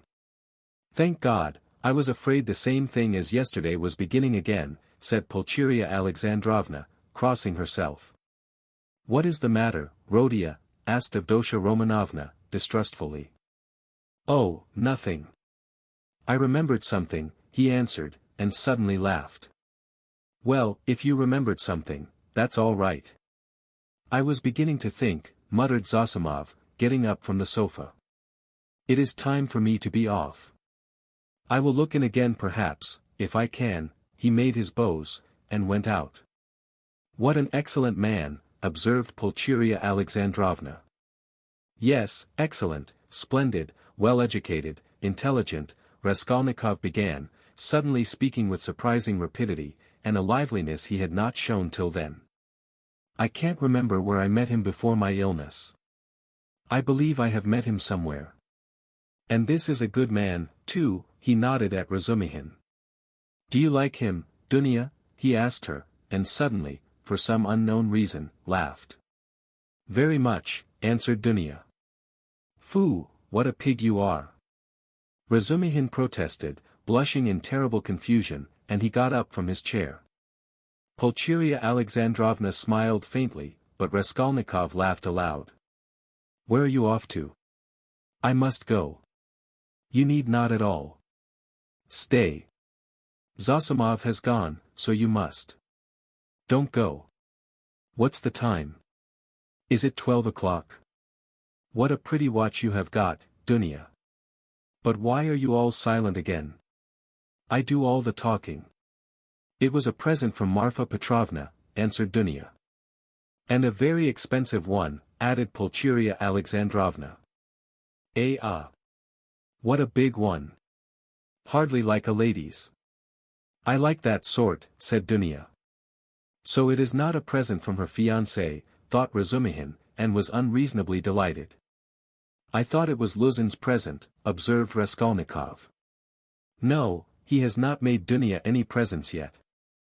"And do you remember, mother, I was in love and wanted to get married," he said suddenly, looking at his mother, who was disconcerted by the sudden change of subject and the way he spoke of it. "Oh, yes, my dear." Pulcheria Alexandrovna exchanged glances with Dunya and Razumihin. Yes. What shall I tell you?" I don't remember much indeed. She was such a sickly girl, he went on, growing dreamy and looking down again. Quite an invalid. She was fond of giving alms to the poor, and was always dreaming of a nunnery, and once she burst into tears when she began talking to me about it. Yes, yes, I remember. I remember very well. She was an ugly little thing. I really don't know what drew me to her then. I think it was because she was always ill. If she had been lame or hunchback, I believe I should have liked her better still, he smiled dreamily. Yes, it was a sort of spring delirium. No, it was not only spring delirium, said Dunya, with warm feeling. He fixed a strained intent look on his sister, but did not hear or did not understand her words. Then, completely lost in thought, he got up, went up to his mother, kissed her, went back to his place and sat down. You love her even now, said Pulcheria Alexandrovna, touched. Her. Now. Oh, yes. You ask about her? No. That's all now, as it were, in another world, and so long ago. And indeed everything happening here seems somehow far away. He looked attentively at them. You, now. I seem to be looking at you from 1,000 miles away, but, goodness knows why we are talking of that. And what's the use of asking about it, he added with annoyance, and biting his nails, fell into dreamy silence again. What a wretched lodging you have, Rhodia. It's like a tomb, said Pulcheria Alexandrovna, suddenly breaking the oppressive silence. I am sure it's quite half through your lodging you have become so melancholy. My lodging, he answered, listlessly. Yes, the lodging had a great deal to do with it. I thought that, too. If only you knew, though, what a strange thing you said just now, mother, he said, laughing strangely. A little more, and their companionship, this mother and this sister, with him after 3 years' absence, this intimate tone of conversation, in face of the utter impossibility of really speaking about anything, would have been beyond his power of endurance. But there was one urgent matter which must be settled one way or the other that day, so he had decided when he woke. Now he was glad to remember it, as a means of escape. Listen, Dunya, he began, gravely and drily, of course I beg your pardon for yesterday, but I consider it my duty to tell you again that I do not withdraw from my chief point. It is me or Luzhin. If I am a scoundrel, you must not be. One is enough. If you marry Luzhin, I cease at once to look on you as a sister. Rhodia, Rhodia. It is the same as yesterday again, Pulcheria Alexandrovna cried, mournfully. And why do you call yourself a scoundrel? I can't bear it. You said the same yesterday. Brother, Dunya answered firmly and with the same dryness. In all this there is a mistake on your part. I thought it over at night, and found out the mistake. It is all because you seem to fancy I am sacrificing myself to someone and for someone. That is not the case at all. I am simply marrying for my own sake, because things are hard for me. Though, of course, I shall be glad if I succeed in being useful to my family. But that is not the chief motive for my decision. She is lying, he thought to himself, biting his nails vindicatively. Proud creature. She won't admit she wants to do it out of charity. Too haughty. Oh, base characters. They even love as though they hate. Oh, how I hate them all. In fact, continued Dunya, I am marrying Pyotr Petrovitch because of 2 evils I choose the less. I intend to do honestly all he expects of me, so I am not deceiving him. Why did you smile just now? She, too, flushed, and there was a gleam of anger in her eyes. All? He asked, with a malignant grin. Within certain limits. Both the manner and form of Pyotr Petrovitch's courtship showed me at once what he wanted. He may, of course, think too well of himself, but I hope he esteems me, too. Why are you laughing again? And why are you blushing again? You are lying, sister. You are intentionally lying, simply from feminine obstinacy, simply to hold your own against me. You cannot respect Luzhin. I have seen him and talked with him. So you are selling yourself for money, and so in any case you are acting basely, and I am glad at least that you can blush for it. It is not true. I am not lying, cried Dunya, losing her composure. I would not marry him if I were not convinced that he esteems me and thinks highly of me. I would not marry him if I were not firmly convinced that I can respect him. Fortunately, I can have convincing proof of it this very day, and such a marriage is not a vileness, as you say. And even if you were right, if I really had determined on a vile action, is it not merciless on your part to speak to me like that? Why do you demand of me a heroism that perhaps you have not either? It is despotism, it is tyranny. If I ruin anyone, it is only myself. I am not committing a murder. Why do you look at me like that? Why are you so pale? Rhodia, darling, what's the matter?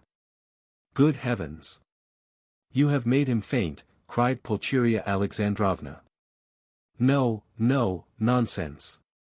It's nothing. A little giddiness, not fainting. You have fainting on the brain. Yes, what was I saying? Oh, yes. In what way will you get convincing proof today that you can respect him, and that he esteems you, as you said? I think you said today. Mother, show Rhodia Pyotr Petrovitch's letter, said Dunya.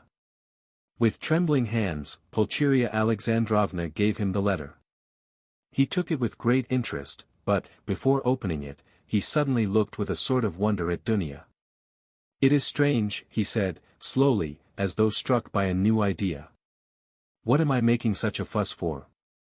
What is it all about? Marry whom you like. He said this as though to himself, but said it aloud, and looked for some time at his sister, as though puzzled. He opened the letter at last, still with the same look of strange wonder on his face. Then, slowly and attentively, he began reading, and read it through twice. Pulcheria Alexandrovna showed marked anxiety, and all indeed expected something particular. What surprises me, he began, after a short pause, handing the letter to his mother, but not addressing anyone in particular, is that he is a businessman, a lawyer, and his conversation is pretentious indeed, and yet he writes such an uneducated letter. They all started. They had expected something quite different. But they all write like that, you know, Razumihin observed, abruptly. Have you read it? Yes. We showed him, Rhodia. We consulted him just now, Pulcheria Alexandrovna began, embarrassed. That's just the jargon of the courts, Razumihin put in. Legal documents are written like that to this day. Legal? Yes, it's just legal, business language, not so very uneducated, and not quite educated, business language.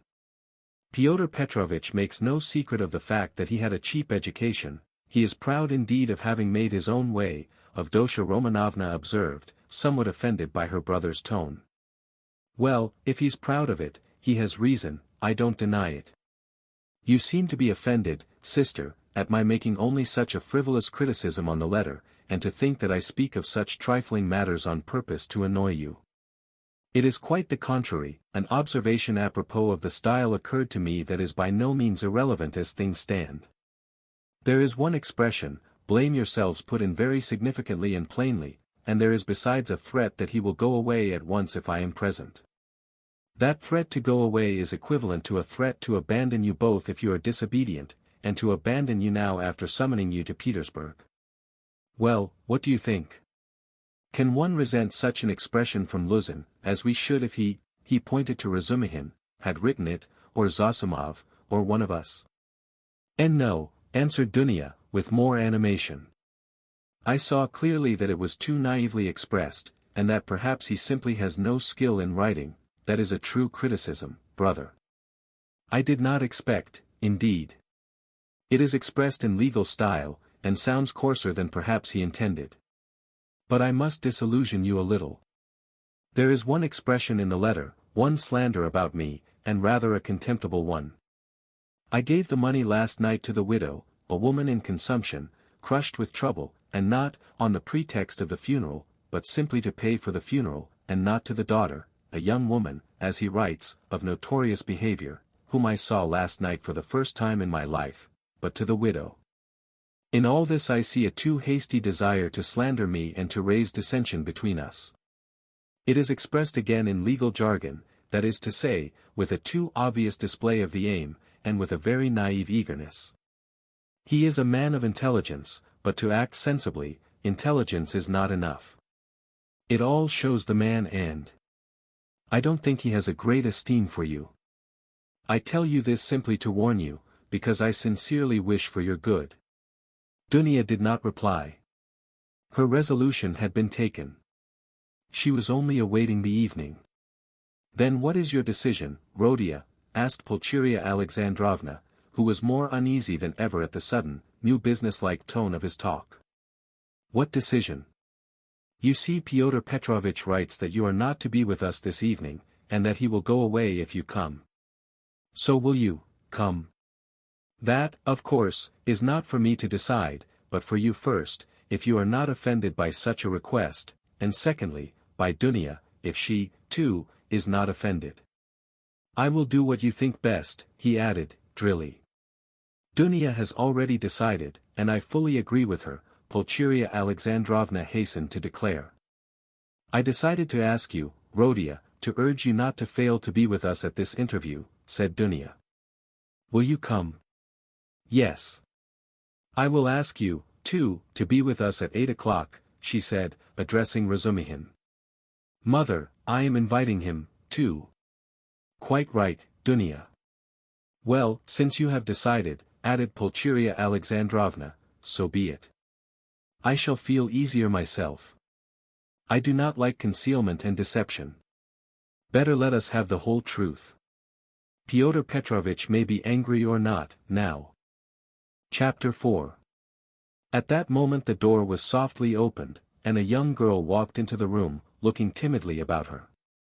Everyone turned towards her with surprise and curiosity. At first sight, Raskolnikov did not recognize her. It was Sofya Semyonovna Marmeladov. He had seen her yesterday for the first time, but at such a moment, in such surroundings and in such a dress, that his memory retained a very different image of her. Now she was a modestly and poorly dressed young girl, very young, indeed, almost like a child, with a modest and refined manner, with a candid but somewhat frightened-looking face. She was wearing a very plain indoor dress, and had on a shabby old-fashioned hat, but she still carried a parasol. Unexpectedly finding the room full of people, she was not so much embarrassed as completely overwhelmed with shyness, like a little child. She was even about to retreat. "Oh, it's you," said Raskolnikov, extremely astonished, and he, too, was confused. He at once recollected that his mother and sister knew through Luzhin's letter of some young woman of notorious behavior. He had only just been protesting against Luzhin's calumny and declaring that he had seen the girl last night for the first time, and suddenly she had walked in.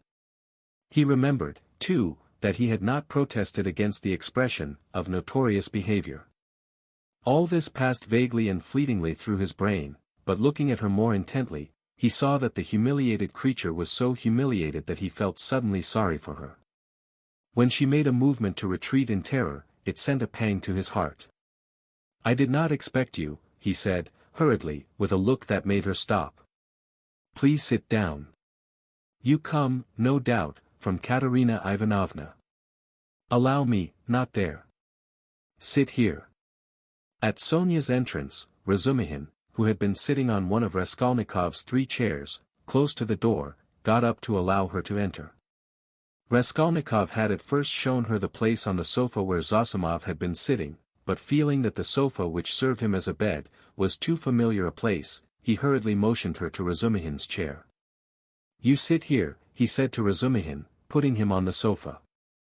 Sonya sat down, almost shaking with terror, and looked timidly at the 2 ladies.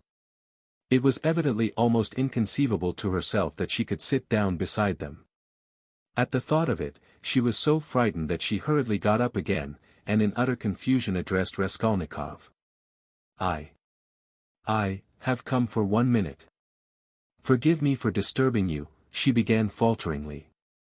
"I come from Katerina Ivanovna, and she had no one to send. Katerina Ivanovna told me to beg you, to be at the service, in the morning, at Mitrofanivsky, and then, to her, to do her the honor, she told me to beg you, Sonya stammered and ceased speaking. I will try, certainly, most certainly, answered Raskolnikov. He, too, stood up, and he, too, faltered and could not finish his sentence. Please sit down, he said, suddenly. I want to talk to you. You are perhaps in a hurry, but please, be so kind, spare me 2 minutes, and he drew up a chair for her. Sonya sat down again, and again timidly she took a hurried, frightened look at the two ladies, and dropped her eyes. Raskolnikov's pale face flushed, a shudder passed over him, his eyes glowed. Mother, he said, firmly and insistently, this is Sofya Semyonovna Marmeladov, the daughter of that unfortunate Mr. Marmeladov, who was run over yesterday before my eyes, and of whom I was just telling you. Pulcheria Alexandrovna glanced at Sonya, and slightly screwed up her eyes. In spite of her embarrassment before Rodia's urgent and challenging look, she could not deny herself that satisfaction. Dunya gazed gravely and intently into the poor girl's face, and scrutinized her with perplexity. Sonya, hearing herself introduced, tried to raise her eyes again, but was more embarrassed than ever. I wanted to ask you, said Raskolnikov, hastily, how things were arranged yesterday. You were not worried by the police, for instance. No, that was all right, it was too evident, the cause of death, they did not worry us, only the lodgers are angry. Why? At the body's remaining so long. You see it is hot now. So that, today, they will carry it to the cemetery, into the chapel, until tomorrow. At first Katerina Ivanovna was unwilling, but now she sees herself that it's necessary. Today, then. She begs you to do us the honor to be in the church tomorrow for the service, and then to be present at the funeral lunch. She is giving a funeral lunch? Yes, just a little. She told me to thank you very much for helping us yesterday. But for you, we should have had nothing for the funeral. All at once her lips and chin began trembling, but, with an effort, she controlled herself, looking down again. During the conversation, Raskolnikov watched her carefully. She had a thin, very thin, pale little face, rather irregular and angular, with a sharp little nose and chin. She could not have been called pretty, but her blue eyes were so clear, and when they lighted up, there was such a kindliness and simplicity in her expression that one could not help being attracted. Her face, and her whole figure indeed, had another peculiar characteristic. In spite of her 18 years, she looked almost a little girl, almost a child. And in some of her gestures, this childishness seemed almost absurd. But has Katerina Ivanovna been able to manage with such small means? Does she even mean to have a funeral lunch? Raskolnikov asked, persistently keeping up the conversation. The coffin will be plain, of course, and everything will be plain, so it won't cost much.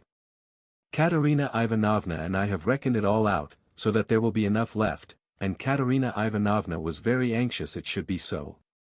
You know one can't, it's a comfort to her, she is like that, you know. I understand, of course, why do you look at my room like that? My mother has just said it is like a tomb. You gave us everything yesterday, Sonya said suddenly, in reply, in a loud rapid whisper, and again she looked down in confusion. Her lips and chin were trembling once more. She had been struck at once by Raskolnikov's poor surroundings, and now these words broke out spontaneously. A silence followed. There was a light in Dunya's eyes, and even Pulcheria Alexandrovna looked kindly at Sonya. Rodia, she said, getting up, we shall have dinner together, of course. Come, Dunya. And you, Rodia, had better go for a little walk, and then rest and lie down before you come to see us. I am afraid we have exhausted you. Yes, I'll come, he answered, getting up fussily. But I have something to see to. But surely you will have dinner together, cried Razumihin, looking in surprise at Raskolnikov. What do you mean? Yes, I am coming, of course. And you stay a minute. You do not want him just now, do you, mother? Or perhaps I am taking him from you? Oh, no, no. And will you, Dmitri Prokofitch, do us the favor of dining with us? Please do, added Dunya. Razumihin bowed, positively radiant. For one moment, they were all strangely embarrassed. Goodbye, Rodia, that is till we meet. I do not like saying goodbye. Goodbye, Nastasia. Ah, I have said goodbye again. Pulcheria Alexandrovna meant to greet Sonya, too, but it somehow failed to come off, and she went in a flutter out of the room. But Avdotya Romanovna seemed to await her turn, and following her mother out, gave Sonya an attentive, courteous bow.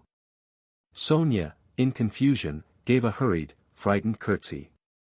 There was a look of poignant discomfort in her face, as though Avdotya Romanovna's courtesy and attention were oppressive and painful to her. Dunya, goodbye, called Raskolnikov, in the passage. Give me your hand. Why, I did give it to you. Have you forgotten, said Dunya, turning warmly and awkwardly to him.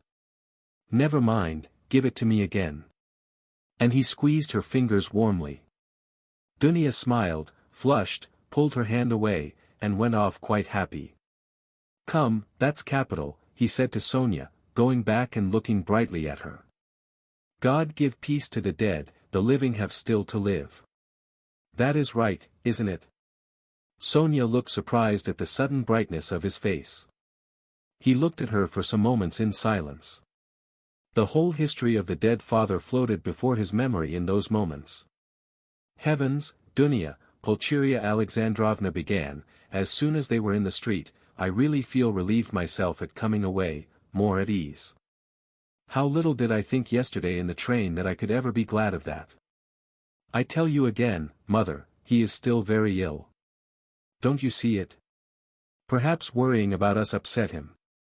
We must be patient, and much can be forgiven. Well, you were not very patient. Pulcheria Alexandrovna caught her up, hotly and jealously. Do you know, Dunya, I was looking at you too. You are the very portrait of him, and not so much in face as in soul. You are both melancholy, both morose and hot-tempered, both haughty and both generous. Surely he can't be an egoist, Dunya. When I think of what is in store for us this evening, my heart sinks. Don't be uneasy, mother. What must be, will be. Dunya, only think what a position we are in. What if Pyotr Petrovitch breaks it off? Poor Pulcheria Alexandrovna blurted out, incautiously. He won't be worth much if he does, answered Dunya, sharply and contemptuously. We did well to come away, Pulcheria Alexandrovna hurriedly broke in. He was in a hurry about some business or other. If he gets out and has a breath of air, it is fearfully close in his room. But where is one to get a breath of air here? The very streets here feel like shut-up rooms. Good heavens! What a town!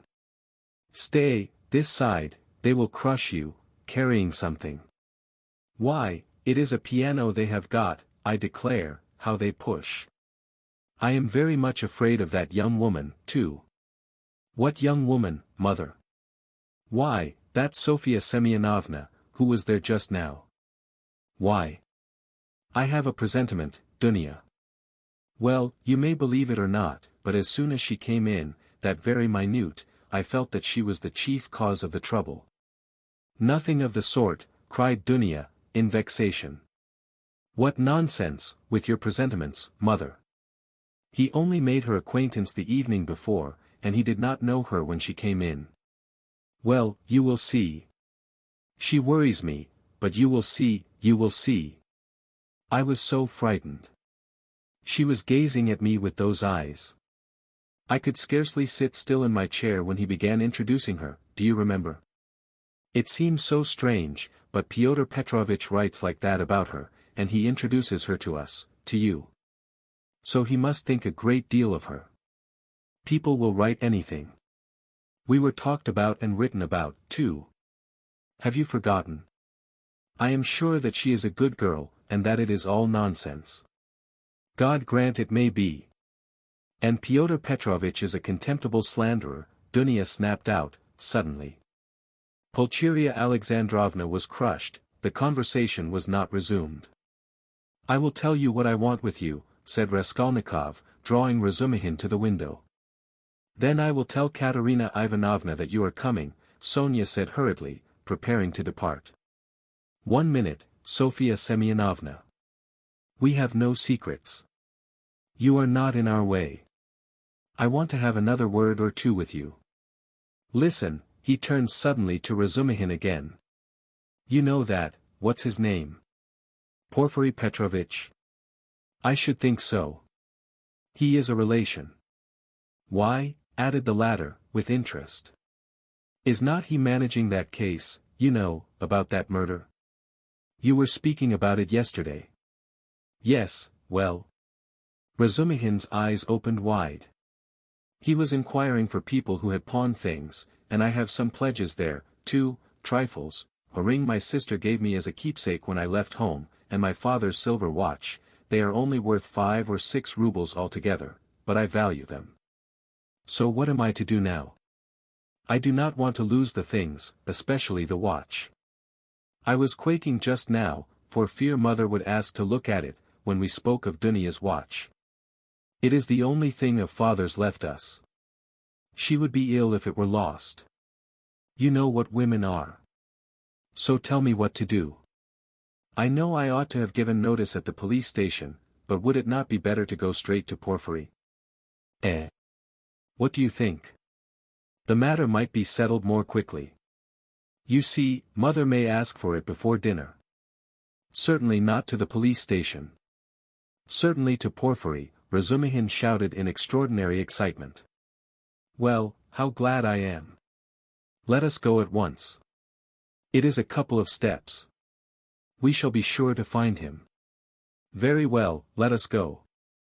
And he will be very, very glad to make your acquaintance. I have often talked to him of you at different times. I was speaking of you yesterday. Let us go. So you knew the old woman? So that's it. It is all turning out splendidly. Oh, yes, Sofya Ivanovna. Sofya Semyonovna, corrected Raskolnikov. Sofya Semyonovna, this is my friend Razumihin, and he is a good man. If you have to go now, Sonya was beginning, not looking at Razumihin at all, and still more embarrassed. Let us go, decided Raskolnikov. I will come to you today, Sofya Semyonovna. Only tell me where you live. He was not exactly ill at ease, but seemed hurried, and avoided her eyes. Sonya gave her address, and flushed as she did so. They all went out together. Don't you lock up? Asked Razumihin, following him on to the stairs. Never, answered Raskolnikov. I have been meaning to buy a lock for these 2 years. People are happy who have no need of locks, he said, laughing, to Sonya. They stood still in the gateway. Do you go to the right, Sofya Semyonovna?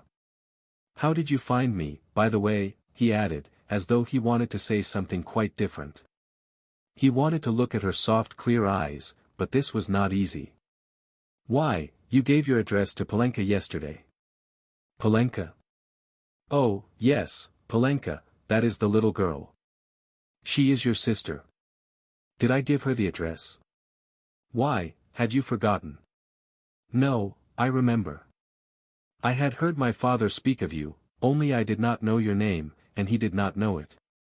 And now I came, and as I had learnt your name, I asked today, where does Mr. Raskolnikov live? I did not know you had only a room too. Goodbye, I will tell Katerina Ivanovna. She was extremely glad to escape at last. She went away looking down, hurrying to get out of sight as soon as possible, to walk the 20 steps to the turning on the right and to be at last alone, and then moving rapidly along, looking at no one, noticing nothing, to think, to remember, to meditate on every word, every detail. Never, never had she felt anything like this. Dimly and unconsciously a whole new world was opening before her. She remembered suddenly that Raskolnikov meant to come to her that day, perhaps at once.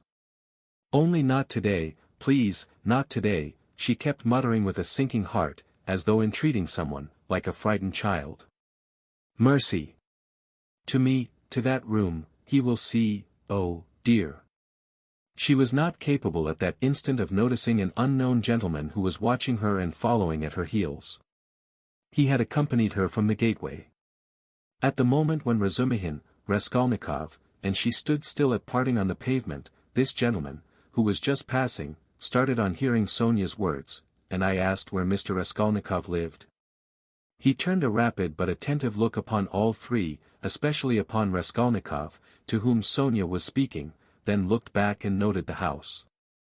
All this was done in an instant as he passed, and trying not to betray his interest, he walked on more slowly as though waiting for something. He was waiting for Sonya. He saw that they were parting, and that Sonya was going home. Home? Where? I've seen that face somewhere, he thought. I must find out. At the turning he crossed over, looked round, and saw Sonya coming the same way, noticing nothing. She turned the corner. He followed her on the other side. After about 50 paces he crossed over again, overtook her and kept 2 or 3 yards behind her. He was a man about 50, rather tall and thickly set, with broad high shoulders which made him look as though he stooped a little. He wore good and fashionable clothes, and looked like a gentleman of position. He carried a handsome cane, which he tapped on the pavement at each step. His gloves were spotless. He had a broad, rather pleasant face with high cheekbones and a fresh color, not often seen in Petersburg. His flaxen hair was still abundant, and only touched here and there with grey, and his thick square beard was even lighter than his hair. His eyes were blue and had a cold and thoughtful look, his lips were crimson. He was a remarkably well-preserved man and looked much younger than his years. When Sonya came out on the canal bank, they were the only 2 persons on the pavement. He observed her dreaminess and preoccupation. On reaching the house where she lodged, Sonya turned in at the gate. He followed her, seeming rather surprised. In the courtyard she turned to the right corner. Bah, muttered the unknown gentleman, and mounted the stairs behind her. Only then Sonya noticed him. She reached the 3rd story, turned down the passage, and rang at number 9. On the door was inscribed in chalk, Katerina, tailor. Bah, the stranger repeated again, wondering at the strange coincidence, and he rang next door, at number 8. The doors were 2 or 3 yards apart. You lodge at Katerina's, he said, looking at Sonya and laughing. He altered a waistcoat for me yesterday. I am staying close here at Madame Reslich's. How odd. Sonya looked at him attentively. We are neighbors, he went on gaily. I only came to town the day before yesterday. Goodbye for the present. Sonya made no reply. The door opened and she slipped in. She felt for some reason ashamed and uneasy. On the way to Porfiry's, Razumihin was obviously excited. That's capital, brother, he repeated several times, and I am glad. I am glad. What are you glad about? Raskolnikov thought to himself. I didn't know that you pledged things at the old woman's, too. And, was it long ago? I mean, was it long since you were there? What a simple-hearted fool he is. When was it? Raskolnikov stopped still to recollect. 2 or 3 days before her death it must have been. But I am not going to redeem the things now, he put in with a sort of hurried and conspicuous solicitude about the things. I've not more than a silver rouble left, after last night's accursed delirium. He laid special emphasis on the delirium. Yes, yes, Razumihin hastened to agree, with what was not clear. Then that's why you were stuck, partly, you know in your delirium you were continually mentioning some rings or chains. Yes, yes, that's clear, it's all clear now. Hullo! How that idea must have got about among them. Here this man will go to the stake for me, and I find him delighted at having it cleared up why I spoke of rings in my delirium. What a hold the idea must have on all of them. Shall we find him? He asked suddenly. Oh, yes, Razumihin answered quickly. He is a nice fellow, you will see, brother. Rather clumsy, that is to say, he is a man of polished manners, but I mean clumsy in a different sense. He is an intelligent fellow, very much so indeed, but he has his own range of ideas. He is incredulous, skeptical, cynical, he likes to impose on people, or rather to make fun of them. His is the old, circumstantial method. But he understands his work, thoroughly. Last year he cleared up a case of murder in which the police had hardly a clue. He is very, very anxious to make your acquaintance. On what grounds is he so anxious? Oh, it's not exactly, you see, since you've been ill I happen to have mentioned you several times. So, when he heard about you, about your being a law student and not able to finish your studies, he said, what a pity. And so I concluded, from everything together, not only that, yesterday's Aimtov, you know, Rodia, I talked some nonsense on the way home to you yesterday, when I was drunk. I am afraid, brother, of your exaggerating it, you see. What? That they think I am a madman. Maybe they are right, he said with a constrained smile. Yes, yes. That is, pooh, no. But all that I said, and there was something else too, it was all nonsense, drunken nonsense. But why are you apologizing? I am so sick of it all. Raskolnikov cried with exaggerated irritability. It was partly assumed, however. I know, I understand. Believe me, I understand. One's ashamed to speak of it. If you are ashamed, then don't speak of it. Both were silent. Razumihin was more than ecstatic and Raskolnikov perceived it with repulsion. He was alarmed, too, by what Razumihin had just said about Porfiry. I shall have to pull a long face with him too, he thought, with a beating heart, and he turned white, and do it naturally, too. But the most natural thing would be to do nothing at all. Carefully do nothing at all. No, carefully would not be natural again. Oh, well, we shall see how it turns out. We shall see, directly. Is it a good thing to go or not? The butterfly flies to the light. My heart is beating, that's what's bad. In this grey house, said Razumihin. The most important thing, does Porfiry know that I was at the old hag's flat yesterday, and asked about the blood? I must find that out instantly, as soon as I go in, find out from his face, otherwise. I'll find out, if it's my ruin. I say, brother, he said suddenly, addressing Razumihin, with a sly smile, I have been noticing all day that you seem to be curiously excited. Isn't it so? Excited? Not a bit of it, said Razumihin, stung to the quick. Yes, brother, I assure you it's noticeable. Why, you sat on your chair in a way you never do sit, on the edge somehow, and you seemed to be writhing all the time. You kept jumping up for nothing. One moment you were angry, and the next your face looked like a sweetmeat. You even blushed, especially when you were invited to dinner, you blushed awfully. Nothing of the sort, nonsense. What do you mean? But why are you wriggling out of it, like a schoolboy? By Jove, there he's blushing again. What a pig you are. But why are you so shamefaced about it? Romeo. Stay, I'll tell of you today. Ha ha ha. I'll make mother laugh, and someone else, too. Listen, listen, listen, this is serious. What next, you fiend? Razumihin was utterly overwhelmed, turning cold with horror. What will you tell them? Come, brother, foo. What a pig you are. You are like a summer rose.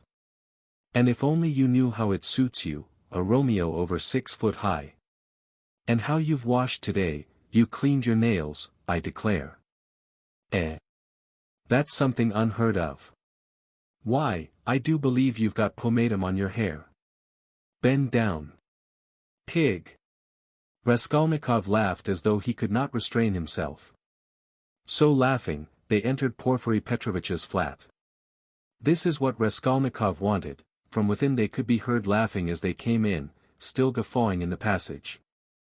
Not a word here or I'll brain you. Razumihin whispered furiously, seizing Raskolnikov by the shoulder. Chapter 5. Raskolnikov was already entering the room. He came in looking as though he had the utmost difficulty not to burst out laughing again. Behind him Razumihin strode in gawky and awkward, shamefaced and red as a peony, with an utterly crestfallen and ferocious expression. His face and whole figure really were ridiculous at that moment and amply justified Raskolnikov's laughter. Raskolnikov, not waiting for an introduction, bowed to Porfiry Petrovitch, who stood in the middle of the room looking inquiringly at them. He held out his hand and shook hands, still apparently making desperate efforts to subdue his mirth and utter a few words to introduce himself. But he had no sooner succeeded in assuming a serious air and muttering something when he suddenly glanced again as though accidentally at Razumihin, and could no longer control himself. His stifled laughter broke out the more irresistibly the more he tried to restrain it. The extraordinary ferocity with which Razumihin received this spontaneous mirth gave the whole scene the appearance of most genuine fun and naturalness. Razumihin strengthened this impression as though on purpose. "Fool! You fiend!" he roared, waving his arm which at once struck a little round table with an empty tea-glass on it. Everything was sent flying and crashing. "But why break chairs, gentlemen? You know it's a loss to the crown," Porfiry Petrovitch quoted gaily.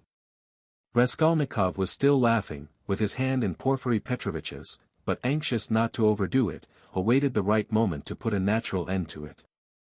Razumihin, completely put to confusion by upsetting the table and smashing the glass, gazed gloomily at the fragments, cursed and turned sharply to the window where he stood looking out with his back to the company with a fiercely scowling countenance, seeing nothing. Porfiry Petrovitch laughed and was ready to go on laughing, but obviously looked for explanations. Zaintov had been sitting in the corner, but he rose at the visitor's entrance and was standing in expectation with a smile on his lips, though he looked with surprise and even it seemed incredulity at the whole scene and at Raskolnikov with a certain embarrassment. Zaintov's unexpected presence struck Raskolnikov unpleasantly. "I've got to think of that," he thought. "Excuse me, please," he began, affecting extreme embarrassment. "Raskolnikov. Not at all, very pleasant to see you, and how pleasantly you've come in. Why, won't he even say good morning?" Porfiry Petrovitch nodded at Razumihin. "Upon my honor I don't know why he is in such a rage with me. I only told him as we came along that he was like Romeo, and proved it. And that was all, I think." "Pig!" ejaculated Razumihin, without turning round. "There must have been very grave grounds for it, if he is so furious at the word," Porfiry laughed. "Oh, you sharp lawyer! Damn you all," snapped Razumihin, and suddenly bursting out laughing himself, he went up to Porfiry with a more cheerful face as though nothing had happened. "That'll do. We are all fools. To come to business. This is my friend Rodion Romanovitch Raskolnikov. In the first place he has heard of you and wants to make your acquaintance, and secondly, he has a little matter of business with you." "Bah! Zaintov, what brought you here? Have you met before? Have you known each other long? What does this mean?" thought Raskolnikov uneasily. Zaintov seemed taken aback, but not very much so. "Why, it was at your rooms we met yesterday," he said easily. "Then I have been spared the trouble. All last week he was begging me to introduce him to you. Porfiry and you have sniffed each other out without me. Where is your tobacco?" Porfiry Petrovitch was wearing a dressing gown, very clean linen, and trodden-down slippers. He was a man of about 35, short, stout even to corpulence, and clean-shaven. He wore his hair cut short and had a large round head, particularly prominent at the back. His soft, round, rather snub-nosed face was of a sickly yellowish color, but had a vigorous and rather ironical expression. It would have been good-natured except for a look in the eyes, which shone with a watery, mawkish light under almost white, blinking eyelashes. The expression of those eyes was strangely out of keeping with his somewhat womanish figure, and gave it something far more serious than could be guessed at first sight. As soon as Porfiry Petrovitch heard that his visitor had a little matter of business with him, He begged him to sit down on the sofa and sat down himself on the other end, waiting for him to explain his business, with that careful and over-serious attention which is at once oppressive and embarrassing, especially to a stranger, and especially if what you are discussing is in your opinion of far too little importance for such exceptional solemnity. But in brief and coherent phrases Raskolnikov explained his business clearly and exactly, and was so well satisfied with himself that he even succeeded in taking a good look at Porfiry. Porfiry Petrovitch did not once take his eyes off him. Razumihin, sitting opposite at the same table, listened warmly and impatiently, looking from one to the other every moment with rather excessive interest. "Fool," Raskolnikov swore to himself. "You have to give information to the police," Porfiry replied, with a most businesslike air, "that having learned of this incident, that is of the murder, you beg to inform the lawyer in charge of the case that such and such things belong to you, and that you desire to redeem them, but they will write to you." "That's just the point, that at the present moment," Raskolnikov tried his utmost to feign embarrassment, "I am not quite in funds, and even this trifling sum is beyond me. I only wanted, you see, for the present to declare that the things are mine, and that when I have money—" "That's no matter," answered Porfiry Petrovitch, receiving his explanation of his pecuniary position coldly, "but you can, if you prefer, write straight to me, to say, that having been informed of the matter, and claiming such and such as your property, you beg." "On an ordinary sheet of paper?" Raskolnikov interrupted eagerly, again interested in the financial side of the question. "Oh, the most ordinary," and suddenly Porfiry Petrovitch looked with obvious irony at him, screwing up his eyes and, as it were, winking at him. But perhaps it was Raskolnikov's fancy, for it all lasted but a moment. There was certainly something of the sort, Raskolnikov could have sworn he winked at him, goodness knows why. "He knows," flashed through his mind like lightning. "Forgive my troubling you about such trifles," he went on, a little disconcerted, "the things are only worth 5 rubles, but I prize them particularly for the sake of those from whom they came to me, and I must confess that I was alarmed when I heard. That's why you were so much struck when I mentioned to Zossimov that Porfiry was inquiring for everyone who had pledges." Razumihin put in with obvious intention. This was really unbearable. Raskolnikov could not help glancing at him with a flash of vindictive anger in his black eyes, but immediately recollected himself. "You seem to be jeering at me, brother," he said to him, with a well-feigned irritability. "I dare say I do seem to you absurdly anxious about such trash, but you mustn't think me selfish or grasping for that, and these two things may be anything but trash in my eyes. I told you just now that the silver watch, though it's not worth a cent, is the only thing left us of my father's. You may laugh at me, but my mother is here." He turned suddenly to Porfiry, and if she knew, he turned again hurriedly to Razumihin, carefully making his voice tremble, that the watch was lost, she would be in despair. "You know what women are." "Not a bit of it. I didn't mean that at all."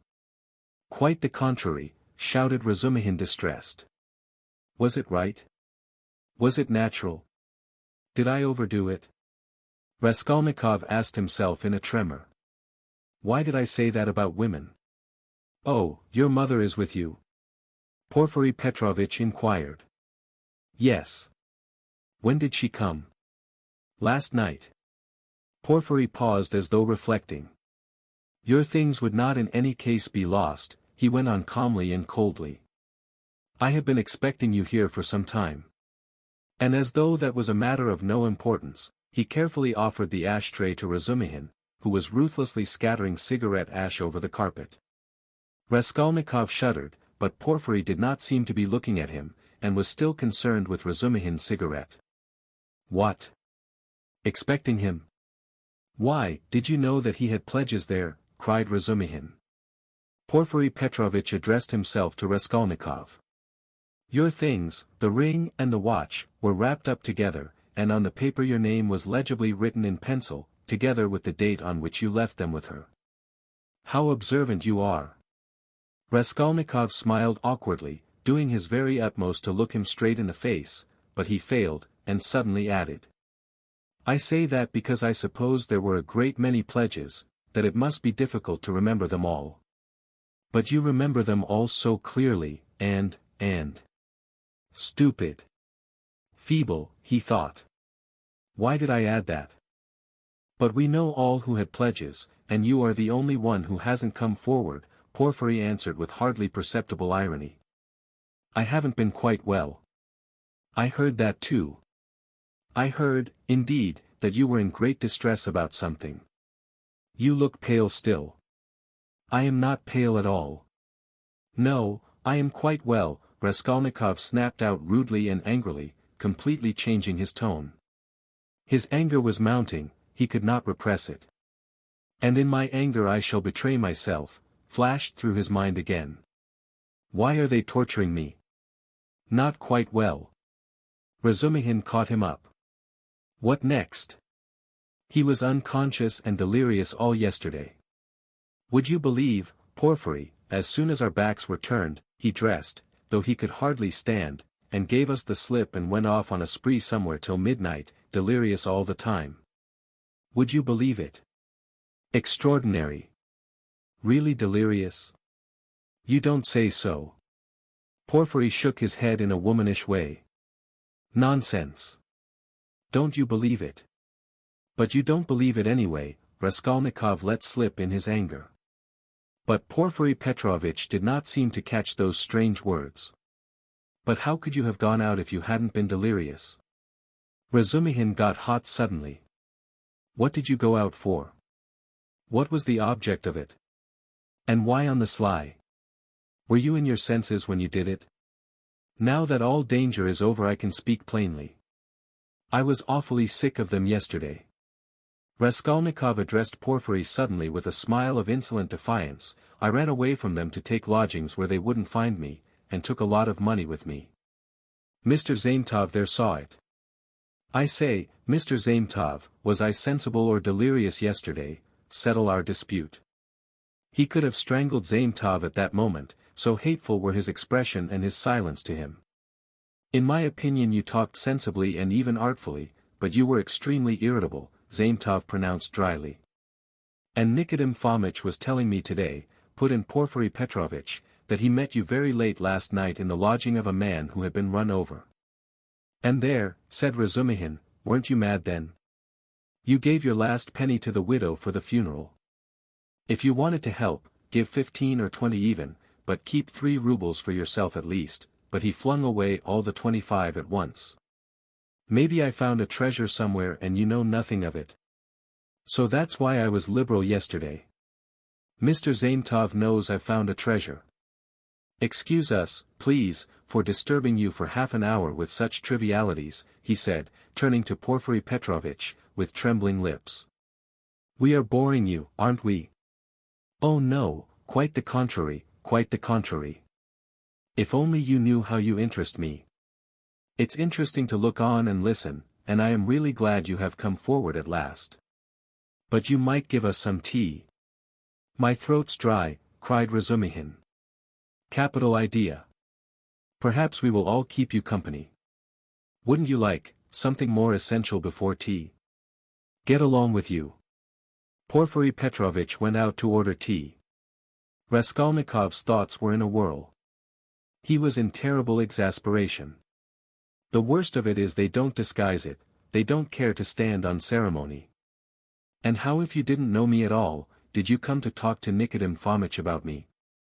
So they don't care to hide that they are tracking me like a pack of dogs. They simply spit in my face. He was shaking with rage. Come, strike me openly, don't play with me like a cat with a mouse. It's hardly civil, Porfiry Petrovitch, but perhaps I won't allow it. I shall get up and throw the whole truth in your ugly faces, and you'll see how I despise you. He could hardly breathe. And what if it's only my fancy? What if I am mistaken, and through inexperience I get angry and don't keep up my nasty part? Perhaps it's all unintentional. All their phrases are the usual ones, but there is something about them. It all might be said, but there is something. Why did he say bluntly, with her? Why did Zametov add that I spoke artfully? Why do they speak in that tone? Yes, the tone. Razumihin is sitting here, why does he see nothing? That innocent blockhead never does see anything. Feverish again. Did Porfiry wink at me just now? Of course it's nonsense. What could he wink for? Are they trying to upset my nerves or are they teasing me? Either it's ill fancy or they know. Even Zametov is rude. Is Zametov rude? Zametov has changed his mind. I foresaw he would change his mind. He is at home here, while it's my first visit. Porfiry does not consider him a visitor, sits with his back to him. They're as thick as thieves, no doubt, over me. Not a doubt they were talking about me before we came. Do they know about the flat? If only they'd make haste. When I said that I ran away to take a flat he let it pass. I put that in cleverly about a flat, it may be of use afterwards. Delirious, indeed, ha ha ha. He knows all about last night. He didn't know of my mother's arrival. The hag had written the date on in pencil. You are wrong, you won't catch me. There are no facts, it's all supposition. You produce facts. The flat even isn't a fact but delirium. I know what to say to them. Do they know about the flat? I won't go without finding out. What did I come for? But my being angry now, maybe is a fact. Fool, how irritable I am. Perhaps that's right, to play the invalid. He is feeling me. He will try to catch me. Why did I come? All this flashed like lightning through his mind. Porfiry Petrovitch returned quickly. He became suddenly more jovial. Your party yesterday, brother, has left my head rather. And I am out of sorts altogether, he began in quite a different tone, laughing to Razumihin. Was it interesting? I left you yesterday at the most interesting point. Who got the best of it? Oh, no one, of course. They got on to everlasting questions, floated off into space. Only fancy, Rhodia, what we got on to yesterday. Whether there is such a thing as crime. I told you that we talked our heads off. What is there strange? It's an everyday social question, Raskolnikov answered casually. The question wasn't put quite like that, observed Porfiry. Not quite, that's true, Razumihin agreed at once, getting warm and hurried as usual. Listen, Rodion, and tell us your opinion, I want to hear it. I was fighting tooth and nail with them and wanted you to help me. I told them you were coming. It began with the socialist doctrine. You know their doctrine, crime is a protest against the abnormality of the social organization and nothing more, no other cause is admitted. You are wrong there, cried Porfiry Petrovitch. He was noticeably animated and kept laughing as he looked at Razumihin, which made him more excited than ever. Nothing is admitted, Razumihin interrupted with heat. I am not wrong. I'll show you their pamphlets. Everything with them is the influence of environment, and nothing else. Their favorite phrase. From which it follows that, if society is normally organized, all crime will cease at once, since there will be nothing to protest against and all men will become righteous in one instant. Human nature is not taken into account, it is excluded, it's not supposed to exist. They don't recognize that humanity, developing by a historical living process, will become at last a normal society, but they believe that a social system that has come out of some mathematical brain is going to organize all humanity at once and make it just and sinless in an instant, quicker than any living process. That's why they instinctively dislike history, nothing but ugliness and stupidity in it, and they explain it all as stupidity. That's why they so dislike the living process of life, they don't want a living soul. The living soul demands life, the soul won't obey the rules of mechanics, the soul is an object of suspicion, the soul is retrograde. But what they want, though it smells of death and can be made of India rubber, at least is not alive, has no will, is servile and won't revolt. And it comes in the end to their reducing everything to the building of walls and the planning of rooms and passages in a phalanstery. The phalanstery is ready, indeed, but your human nature is not ready for the phalanstery, it wants life, it hasn't completed its vital process, it's too soon for the graveyard. You can't skip over nature by logic. Logic presupposes 3 possibilities, but there are millions. Cut away a million, and reduce it all to the question of comfort. That's the easiest solution of the problem. It's seductively clear and you mustn't think about it. That's the great thing, you mustn't think. The whole secret of life in 2 pages of print. Now he is off, beating the drum. Catch hold of him, do, laughed Porfiry. Can you imagine, he turned to Raskolnikov, 6 people holding forth like that last night, in one room, with punch as a preliminary. No, brother, you are wrong, environment accounts for a great deal in crime, I can assure you of that. Oh, I know it does, but just tell me, a man of 40 violates a child of 10, was it environment drove him to it? Well, strictly speaking, it did, Porfiry observed with noteworthy gravity, a crime of that nature may be very well ascribed to the influence of environment. Razumihin was almost in a frenzy. Oh, if you like, he roared. I'll prove to you that your white eyelashes may very well be ascribed to the church of Ivan the Great's being 250 feet high, and I will prove it clearly, exactly, progressively, and even with a liberal tendency. I undertake to. Will you bet on it? Done. Let's hear, please, how he will prove it. He is always humbugging, confound him, cried Razumihin, jumping up and gesticulating. What's the use of talking to you? He does all that on purpose, you don't know him, Rod Ion. He took their side yesterday, simply to make fools of them. And the things he said yesterday. And they were delighted. He can keep it up for a fortnight together. Last year he persuaded us that he was going into a monastery, he stuck to it for 2 months. Not long ago he took it into his head to declare he was going to get married, that he had everything ready for the wedding. He ordered new clothes indeed. We all began to congratulate him. There was no bride, nothing, all pure fantasy. Ah, you are wrong. I got the clothes before. It was the new clothes in fact that made me think of taking you in. Are you such a good dissembler? Raskolnikov asked carelessly. You wouldn't have supposed it, eh? Wait a bit, I shall take you in, too. Ha ha ha. No, I'll tell you the truth. All these questions about crime, environment, children, recall to my mind an article of yours which interested me at the time. On crime, or something of the sort, I forget the title, I read it with pleasure 2 months ago in the Periodical Review. My article? In the Periodical Review? Raskolnikov asked in astonishment. I certainly did write an article upon a book 6 months ago when I left the university, but I sent it to the Weekly Review. But it came out in the periodical. And the Weekly Review ceased to exist, so that's why it wasn't printed at the time. That's true, but when it ceased to exist, the Weekly Review was amalgamated with the periodical, and so your article appeared 2 months ago in the latter. Didn't you know? Raskolnikov had not known. Why, you might get some money out of them for the article. What a strange person you are. You lead such a solitary life that you know nothing of matters that concern you directly. It's a fact, I assure you. Bravo, Rodia. I knew nothing about it either, cried Razumihin.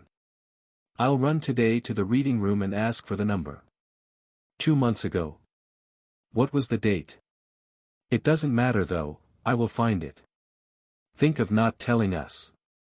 How did you find out that the article was mine? It's only signed with an initial. I only learned it by chance, the other day. Through the editor, I know him. I was very much interested. I analyzed, if I remember, the psychology of a criminal before and after the crime. Yes, and you maintain that the perpetration of a crime is always accompanied by illness. Very, very original, but, it was not that part of your article that interested me so much, but an idea at the end of the article which I regret to say you merely suggested without working it out clearly. There is, if you recollect, a suggestion that there are certain persons who can, that is, not precisely are able to, but have a perfect right to commit breaches of morality and crimes, and that the law is not for them. Raskolnikov smiled at the exaggerated and intentional distortion of his idea. What? What do you mean? A right to crime. But not because of the influence of environment? Razumihin inquired with some alarm even. No, not exactly because of it, answered Porfiry. In his article all men are divided into ordinary and extraordinary. Ordinary men have to live in submission, have no right to transgress the law, because, don't you see, they are ordinary. But extraordinary men have a right to commit any crime and to transgress the law in any way, just because they are extraordinary. That was your idea, if I am not mistaken. What do you mean? That can't be right. Razumihin muttered in bewilderment. Raskolnikov smiled again. He saw the point at once, and knew where they wanted to drive him. He decided to take up the challenge. That wasn't quite my contention, he began simply and modestly. Yet I admit that you have stated it almost correctly, perhaps, if you like, perfectly so. It almost gave him pleasure to admit this. The only difference is that I don't contend that extraordinary people are always bound to commit breaches of morals, as you call it. In fact, I doubt whether such an argument could be published. I simply hinted that an extraordinary man has the right, that is not an official right, but an inner right to decide in his own conscience to overstep certain obstacles, and only in case it is essential for the practical fulfillment of his idea, sometimes, perhaps, of benefit to the whole of humanity. You say that my article isn't definite, I am ready to make it as clear as I can. Perhaps I am right in thinking you want me to, very well. I maintain that if the discoveries of Kepler and Newton could not have been made known except by sacrificing the lives of 1, a dozen, 100, or more men, Newton would have had the right, would indeed have been in duty bound, to eliminate the dozen or the 100 men for the sake of making his discoveries known to the whole of humanity. But it does not follow from that Newton had a right to murder people right and left and to steal every day in the market. Then, I remember, I maintain in my article that all, legislators and leaders of men, such as Lycurgus, Solon, Mahomet, Napoleon, and so on, were all without exception criminals, from the very fact that, making a new law, they transgressed the ancient one, handed down from their ancestors and held sacred by the people, and they did not stop short at bloodshed either, if that bloodshed, often of innocent persons fighting bravely in defense of ancient law, were of use to their cause. It's remarkable, in fact, that the majority, indeed, of these benefactors and leaders of humanity were guilty of terrible carnage. In short, I maintain that all great men or even men a little out of the common, that is to say capable of giving some new word, must from their very nature be criminals, more or less, of course. Otherwise it's hard for them to get out of the common rut, and to remain in the common rut is what they can't submit to, from their very nature again, and to my mind they ought not, indeed, to submit to it. You see that there is nothing particularly new in all that.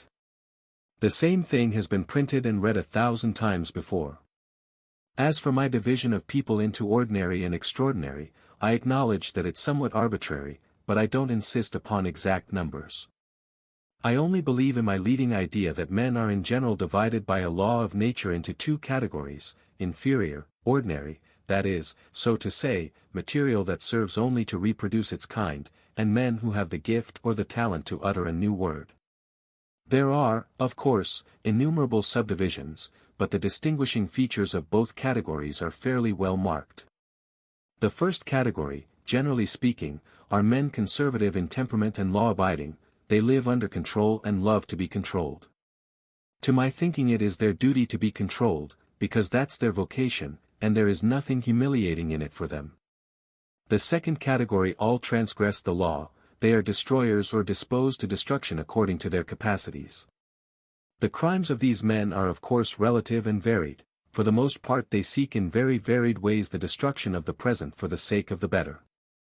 But if such a one is forced for the sake of his idea to step over a corpse or wade through blood, he can, I maintain, find within himself, in his conscience, a sanction for wading through blood, that depends on the idea and its dimensions, note that.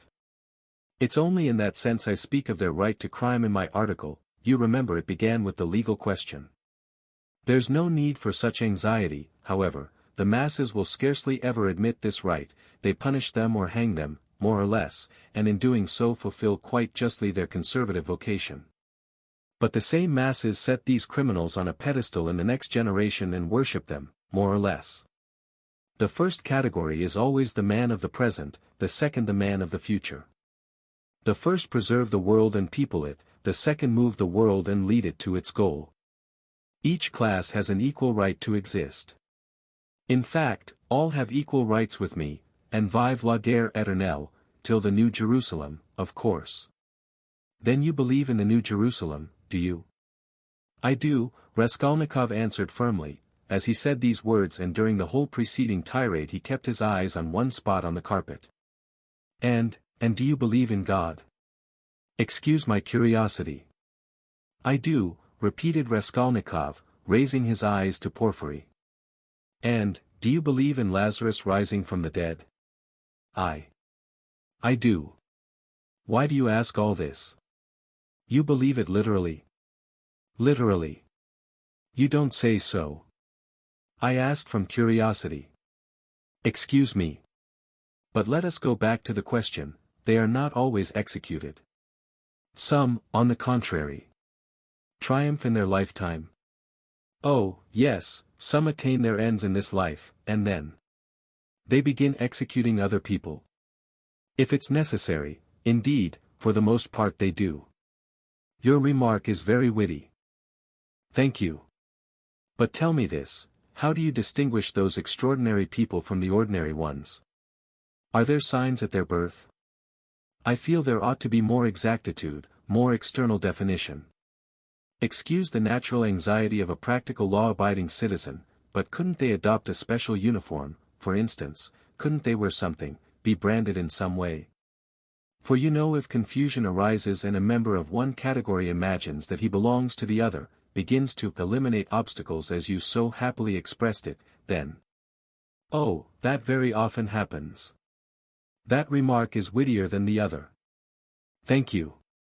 No reason to, but take note that the mistake can only arise in the first category, that is among the ordinary people, as I perhaps unfortunately called them.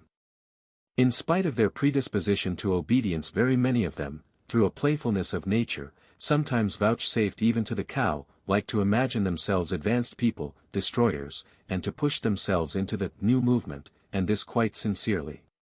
Meanwhile the really new people are very often unobserved by them, or even despised as reactionaries of groveling tendencies. But I don't think there is any considerable danger here, and you really need not be uneasy, for they never go very far. Of course, they might have a thrashing sometimes for letting their fancy run away with them and to teach them their place, but no more. In fact, even this isn't necessary, as they castigate themselves, for they are very conscientious. Some perform this service for one another and others chastise themselves with their own hands. They will impose various public acts of penitence upon themselves with a beautiful and edifying effect. In fact, you've nothing to be uneasy about. It's a law of nature. Well, you have certainly set my mind more at rest on that score, but there's another thing worries me. Tell me, please, are there many people who have the right to kill others, these extraordinary people? I am ready to bow down to them, of course, but you must admit it's alarming if there are a great many of them, eh?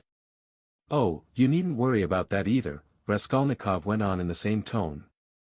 People with new ideas, people with the faintest capacity for saying something new, are extremely few in number, extraordinarily so in fact. One thing only is clear, that the appearance of all these grades and subdivisions of men must follow with unfailing regularity some law of nature. That law, of course, is unknown at present, but I am convinced that it exists, and one day may become known. The vast mass of mankind is mere material, and only exists in order by some great effort, by some mysterious process, by means of some crossing of races and stocks, to bring into the world at last perhaps 1 man out of 1,000 with a spark of independence. 1 in 10,000 perhaps, I speak roughly, approximately, is born with some independence, and with still greater independence 1 in 100,000. The man of genius is one of millions, and the great geniuses, the crown of humanity, appear on earth perhaps 1 in many thousand millions. In fact, I have not peeped into the retort in which all this takes place. But there certainly is and must be a definite law, it cannot be a matter of chance. Why, are you both joking? Razumihin cried at last. There you sit, making fun of one another. Are you serious, Rodia? Raskolnikov raised his pale and almost mournful face and made no reply. And the unconcealed, persistent, nervous, and discourteous sarcasm of Porfiry seemed strange to Razumihin beside that quiet and mournful face. Well, brother, if you are really serious. You are right, of course, in saying that it's not new, that it's like what we've read and heard 1,000 times already, but what is really original in all this, and is exclusively your own, to my horror, is that you sanction bloodshed in the name of conscience, and, excuse my saying so, with such fanaticism. That, I take it, is the point of your article. But that sanction of bloodshed by conscience is to my mind, more terrible than the official, legal sanction of bloodshed. You are quite right, it is more terrible, Porfiry agreed. Yes, you must have exaggerated. There is some mistake, I shall read it.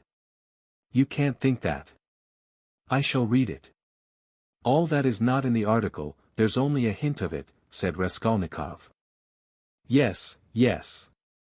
Porfiry couldn't sit still.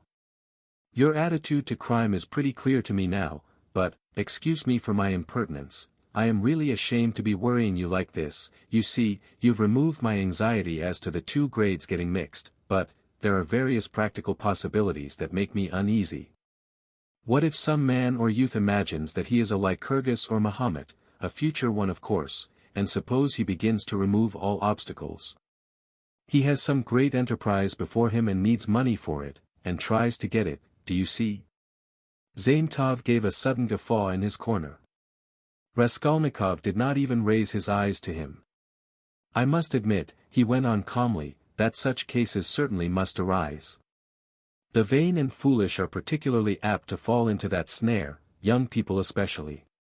Yes, you see. Well then? What then? Raskolnikov smiled in reply, that's not my fault. So it is and so it always will be. He said just now, he nodded at Razumihin, that I sanction bloodshed. Society is too well protected by prisons, banishment, criminal investigators, penal servitude. There's no need to be uneasy. You have but to catch the thief. And what if we do catch him? Then he gets what he deserves. You are certainly logical. But what of his conscience? Why do you care about that? Simply from humanity. If he has a conscience he will suffer for his mistake. That will be his punishment, as well as the prison. But the real geniuses, asked Razumihin frowning, those who have the right to murder. Oughtn't they to suffer at all even for the blood they've shed? Why the word ought? It's not a matter of permission or prohibition. He will suffer if he is sorry for his victim. Pain and suffering are always inevitable for a large intelligence and a deep heart. The really great men must, I think, have great sadness on earth, he added dreamily, not in the tone of the conversation. He raised his eyes, looked earnestly at them all, smiled, and took his cap. He was too quiet by comparison with his manner at his entrance, and he felt this. Everyone got up. Well, you may abuse me, be angry with me if you like, Porfiry Petrovitch began again, but I can't resist. Allow me one little question, I know I am troubling you. There is just one little notion I want to express, simply that I may not forget it. Very good, tell me your little notion. Raskolnikov stood waiting, pale and grave before him. Well, you see. I really don't know how to express it properly. It's a playful, psychological idea. When you were writing your article, surely you couldn't have helped, hee. Fancying yourself, just a little, an extraordinary man, uttering a new word in your sense. That's so, isn't it? Quite possibly, Raskolnikov answered contemptuously. Razumihin made a movement. And, if so, could you bring yourself in case of worldly difficulties and hardship or for some service to humanity, to overstep obstacles? For instance, to rob and murder. And again he winked with his left eye, and laughed noiselessly just as before. If I did I certainly should not tell you, Raskolnikov answered with defiant and haughty contempt. No, I was only interested on account of your article, from a literary point of view. Phoo! How obvious and insolent that is. Raskolnikov thought with repulsion. Allow me to observe, he answered dryly, that I don't consider myself a Mahomet or a Napoleon, nor any personage of that kind, and not being one of them I cannot tell you how I should act. Oh, come, don't we all think ourselves Napoleons now in Russia? Porfiry Petrovitch said with alarming familiarity. Something peculiar betrayed itself in the very intonation of his voice. Perhaps it was one of these future Napoleons who did for Alyona Ivanovna last week. Zaintov blurted out from the corner. Raskolnikov did not speak, but looked firmly and intently at Porfiry. Razumihin was scowling gloomily. He seemed before this to be noticing something. He looked angrily around. There was a minute of gloomy silence. Raskolnikov turned to go. Are you going already? Porfiry said amiably, holding out his hand with excessive politeness. Very, very glad of your acquaintance. As for your request, have no uneasiness, write just as I told you, or, better still, come to me there yourself in a day or two, tomorrow, indeed. I shall be there at 11 o'clock for certain. We'll arrange it all, we'll have a talk. As one of the last to be there, you might perhaps be able to tell us something, he added with a most good-natured expression. You want to cross-examine me officially in due form? Raskolnikov asked sharply. Oh, why? That's not necessary for the present. You misunderstand me. I lose no opportunity, you see, and I've talked with all who had pledges. I obtained evidence from some of them, and you are the last. Yes, by the way, he cried, seemingly suddenly delighted, I just remember, what was I thinking of? He turned to Razumihin, you were talking my ears off about that Nikolai, of course, I know very well, he turned to Raskolnikov, that the fellow is innocent, but what is one to do? We had to trouble Dmitri too. This is the point, this is all, when you went up the stairs it was past 7, wasn't it? Yes, answered Raskolnikov, with an unpleasant sensation at the very moment he spoke that he need not have said it. Then when you went upstairs between 7 and 8, didn't you see in a flat that stood open on a second story, do you remember? 2 workmen or at least one of them? They were painting there, didn't you notice them? It's very, very important for them. Painters? No, I didn't see them, Raskolnikov answered slowly, as though ransacking his memory, while at the same instant he was racking every nerve, almost swooning with anxiety to conjecture as quickly as possible where the trap lay and not to overlook anything. No, I didn't see them, and I don't think I noticed a flat like that open. But on the 4th story, he had mastered the trap now and was triumphant. I remember now that someone was moving out of the flat opposite Alyona Ivanovna's. I remember it clearly. Some porters were carrying out a sofa and they squeezed me against the wall. But painters, no, I don't remember that there were any painters, and I don't think that there was a flat open anywhere, no, there wasn't. What do you mean? Razumihin shouted suddenly, as though he had reflected and realized. Why, it was on the day of the murder the painters were at work, and he was there 3 days before. What are you asking? Phoo! I have muddled it. Porfiry slapped himself on the forehead. Deuce take it. This business is turning my brain, he addressed Raskolnikov somewhat apologetically. It would be such a great thing for us to find out whether anyone had seen them between 7 and 8 at the flat, so I fancied you could perhaps have told us something. I quite muddled it. Then you should be more careful, Razumihin observed grimly. The last words were uttered in the passage. Porfiry Petrovitch saw them to the door with excessive politeness. They went out into the street gloomy and sullen, and for some steps they did not say a word. Raskolnikov drew a deep breath. Chapter 6. I don't believe it, I can't believe it, repeated Razumihin, trying in perplexity to refute Raskolnikov's arguments. They were by now approaching Bakliev's lodgings, where Pulcheria Alexandrovna and Dunya had been expecting them a long while. Razumihin kept stopping on the way in the heat of discussion, confused and excited by the very fact that they were for the first time speaking openly about it. "Don't believe it, then," answered Raskolnikov, with a cold, careless smile. "You were noticing nothing as usual, but I was weighing every word." "You are suspicious. That is why you weighed their words." Certainly, I agree." Porfiry's tone was rather strange, and still more that wretch Zametov. "You are right, there was something about him, but why?" "Why? He has changed his mind since last night." "Quite the contrary. If they had that brainless idea, they would do their utmost to hide it, and conceal their cards, so as to catch you afterwards. But it was all impudent and careless. If they had had facts, I mean, real facts, or at least grounds for suspicion, then they would certainly have tried to hide their game, in the hope of getting more. They would have made a search long ago besides. But they have no facts, not one. It is all mirage, all ambiguous. Simply a floating idea. So they try to throw me out by impudence." And perhaps, he was irritated at having no facts, and blurted it out in his vexation, or perhaps he has some plan. He seems an intelligent man. Perhaps he wanted to frighten me by pretending to know. They have a psychology of their own, brother. But it is loathsome explaining it all. Stop. And it's insulting, insulting. I understand you. But, since we have spoken openly now, and it is an excellent thing that we have at last, I am glad.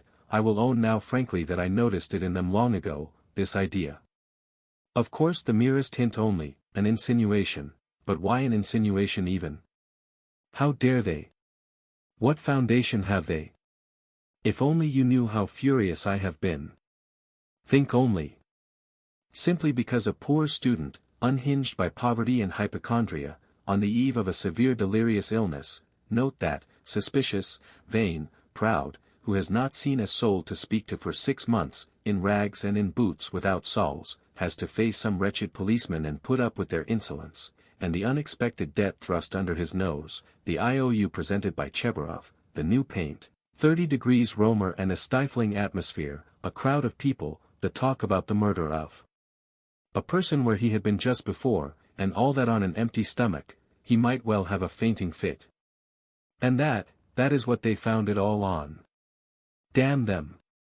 I understand how annoying it is, but in your place, Rhodia, I would laugh at them, or better still, spit in their ugly faces, and spit a dozen times in all directions. I'd hit out in all directions, neatly too, and so I'd put an end to it. Damn them. Don't be downhearted. It's a shame. He really has put it well, though, Raskolnikov thought. Damn them. But the cross-examination again, tomorrow, he said with bitterness. Must I really enter into explanations with them? I feel vexed as it is, that I condescended to speak to Zametov yesterday in the restaurant. Damn it. I will go myself to Porfiry. I will squeeze it out of him, as one of the family. He must let me know the ins and outs of it all. And as for Zametov. At last he sees through him, thought Raskolnikov. Stay, cried Razumihin, seizing him by the shoulder again. Stay. You were wrong. I have thought it out. You are wrong. How was that a trap? You say that the question about the workmen was a trap. But if you had done that, could you have said you had seen them painting the flat, and the workmen? On the contrary, you would have seen nothing, even if you had seen it. Who would own it against himself? If I had done that thing, I should certainly have said that I had seen the workmen and the flat, Raskolnikov answered, with reluctance and obvious disgust. But why speak against yourself? Because only peasants, or the most inexperienced novices deny everything flatly at examinations. If a man is ever so little developed and experienced, he will certainly try to admit all the external facts that can't be avoided, but will seek other explanations of them, will introduce some special, unexpected turn, that will give them another significance and put them in another light. Porfiry might well reckon that I should be sure to answer so, and say I had seen them to give an air of truth, and then make some explanation. But he would have told you at once that the workmen could not have been there 2 days before, and that therefore you must have been there on the day of the murder at 8 o'clock. And so he would have caught you over a detail. Yes, that is what he was reckoning on, that I should not have time to reflect, and should be in a hurry to make the most likely answer, and so would forget that the workman could not have been there 2 days before. But how could you forget it? Nothing easier. It is in just such stupid things clever people are most easily caught. The more cunning a man is, the less he suspects that he will be caught in a simple thing. The more cunning a man is, the simpler the trap he must be caught in. Porfiry is not such a fool as you think. He is a knave then, if that is so. Raskolnikov could not help laughing. But at the very moment, he was struck by the strangeness of his own frankness, and the eagerness with which he had made this explanation, though he had kept up all the preceding conversation with gloomy repulsion, obviously with a motive, from necessity. I am getting a relish for certain aspects, he thought to himself. But almost at the same instant he became suddenly uneasy, as though an unexpected and alarming idea had occurred to him. His uneasiness kept on increasing. They had just reached the entrance to Bakleyev's. "Go in alone," said Raskolnikov suddenly. "I will be back directly." "Where are you going?" "Why, we are just here." "I can't help it. I will come in half an hour." "Tell them." "Say what you like, I will come with you." "You, too, want to torture me," he screamed, with such bitter irritation, such despair in his eyes that Razumihin's hands dropped. He stood for some time on the steps, looking gloomily at Raskolnikov striding rapidly away in the direction of his lodging. At last, gritting his teeth and clenching his fist, he swore he would squeeze Porfiry like a lemon that very day, and went up the stairs to reassure Pulcheria Alexandrovna, who was by now alarmed at their long absence. When Raskolnikov got home, his hair was soaked with sweat and he was breathing heavily. He went rapidly up the stairs, walked into his unlocked room and at once fastened the latch. Then in senseless terror he rushed to the corner, to that hole under the paper where he had put the things, put his hand in, and for some minutes felt carefully in the hole, in every crack and fold of the paper. Finding nothing, he got up and drew a deep breath. As he was reaching the steps of Bakleyev's, he suddenly fancied that something, a chain, a stud or even a bit of paper in which they had been wrapped with the old woman's handwriting on it, might somehow have slipped out and been lost in some crack, and then might suddenly turn up as unexpected, conclusive evidence against him. He stood as though lost in thought, and a strange, humiliated, half-senseless smile strayed on his lips. He took his cap at last and went quietly out of the room. His ideas were all tangled. He went dreamily through the gateway. "Here he is himself," shouted a loud voice. He raised his head. The porter was standing at the door of his little room and was pointing him out to a short man who looked like an artisan, wearing a long coat and a waistcoat, and looking at a distance remarkably like a woman. He stooped, and his head in a greasy cap hung forward. From his wrinkled flabby face he looked over 50, his little eyes were lost in fat and they looked out grimly, sternly and discontentedly. "What is it?" Raskolnikov asked, going up to the porter. The man stole a look at him from under his brows and he looked at him attentively, deliberately, then he turned slowly and went out of the gate into the street without saying a word. "What is it?" cried Raskolnikov. "Why, he there was asking whether a student lived here, mentioned your name and whom you lodged with. I saw you coming and pointed you out and he went away. It's funny." The porter too seemed rather puzzled, but not much so, and after wondering for a moment he turned and went back to his room. Raskolnikov ran after the stranger, and at once caught sight of him walking along the other side of the street with the same even, deliberate step with his eyes fixed on the ground, as though in meditation. He soon overtook him, but for some time walked behind him. At last, moving on to a level with him, he looked at his face. The man noticed him at once, looked at him quickly, but dropped his eyes again, and so they walked for a minute side by side without uttering a word. "You were inquiring for me, of the porter?" Raskolnikov said at last, but in a curiously quiet voice. The man made no answer, he didn't even look at him. Again they were both silent. "Why do you come and ask for me, and say nothing?" What's the meaning of it? Raskolnikov's voice broke and he seemed unable to articulate the words clearly. The man raised his eyes this time and turned a gloomy sinister look at Raskolnikov. "Murderer," he said suddenly in a quiet but clear and distinct voice. Raskolnikov went on walking beside him. His legs felt suddenly weak, a cold shiver ran down his spine, and his heart seemed to stand still for a moment, then suddenly began throbbing as though it were set free. So they walked for about 100 paces, side by side in silence. The man did not look at him. "What do you mean, what is? Who is a murderer?" muttered Raskolnikov hardly audibly. "You are a murderer," the man answered still more articulately and emphatically, with a smile of triumphant hatred, and again he looked straight into Raskolnikov's pale face and stricken eyes. They had just reached the crossroads. The man turned to the left without looking behind him. Raskolnikov remained standing, gazing after him. He saw him turn round 50 paces away and look back at him still standing there. Raskolnikov could not see clearly, but he fancied that he was again smiling the same smile of cold hatred and triumph. With slow faltering steps, with shaking knees, Raskolnikov made his way back to his little garret, feeling chilled all over. He took off his cap and put it on the table, and for 10 minutes he stood without moving. Then he sank exhausted on the sofa and with a weak moan of pain he stretched himself on it. So he lay for half an hour. He thought of nothing.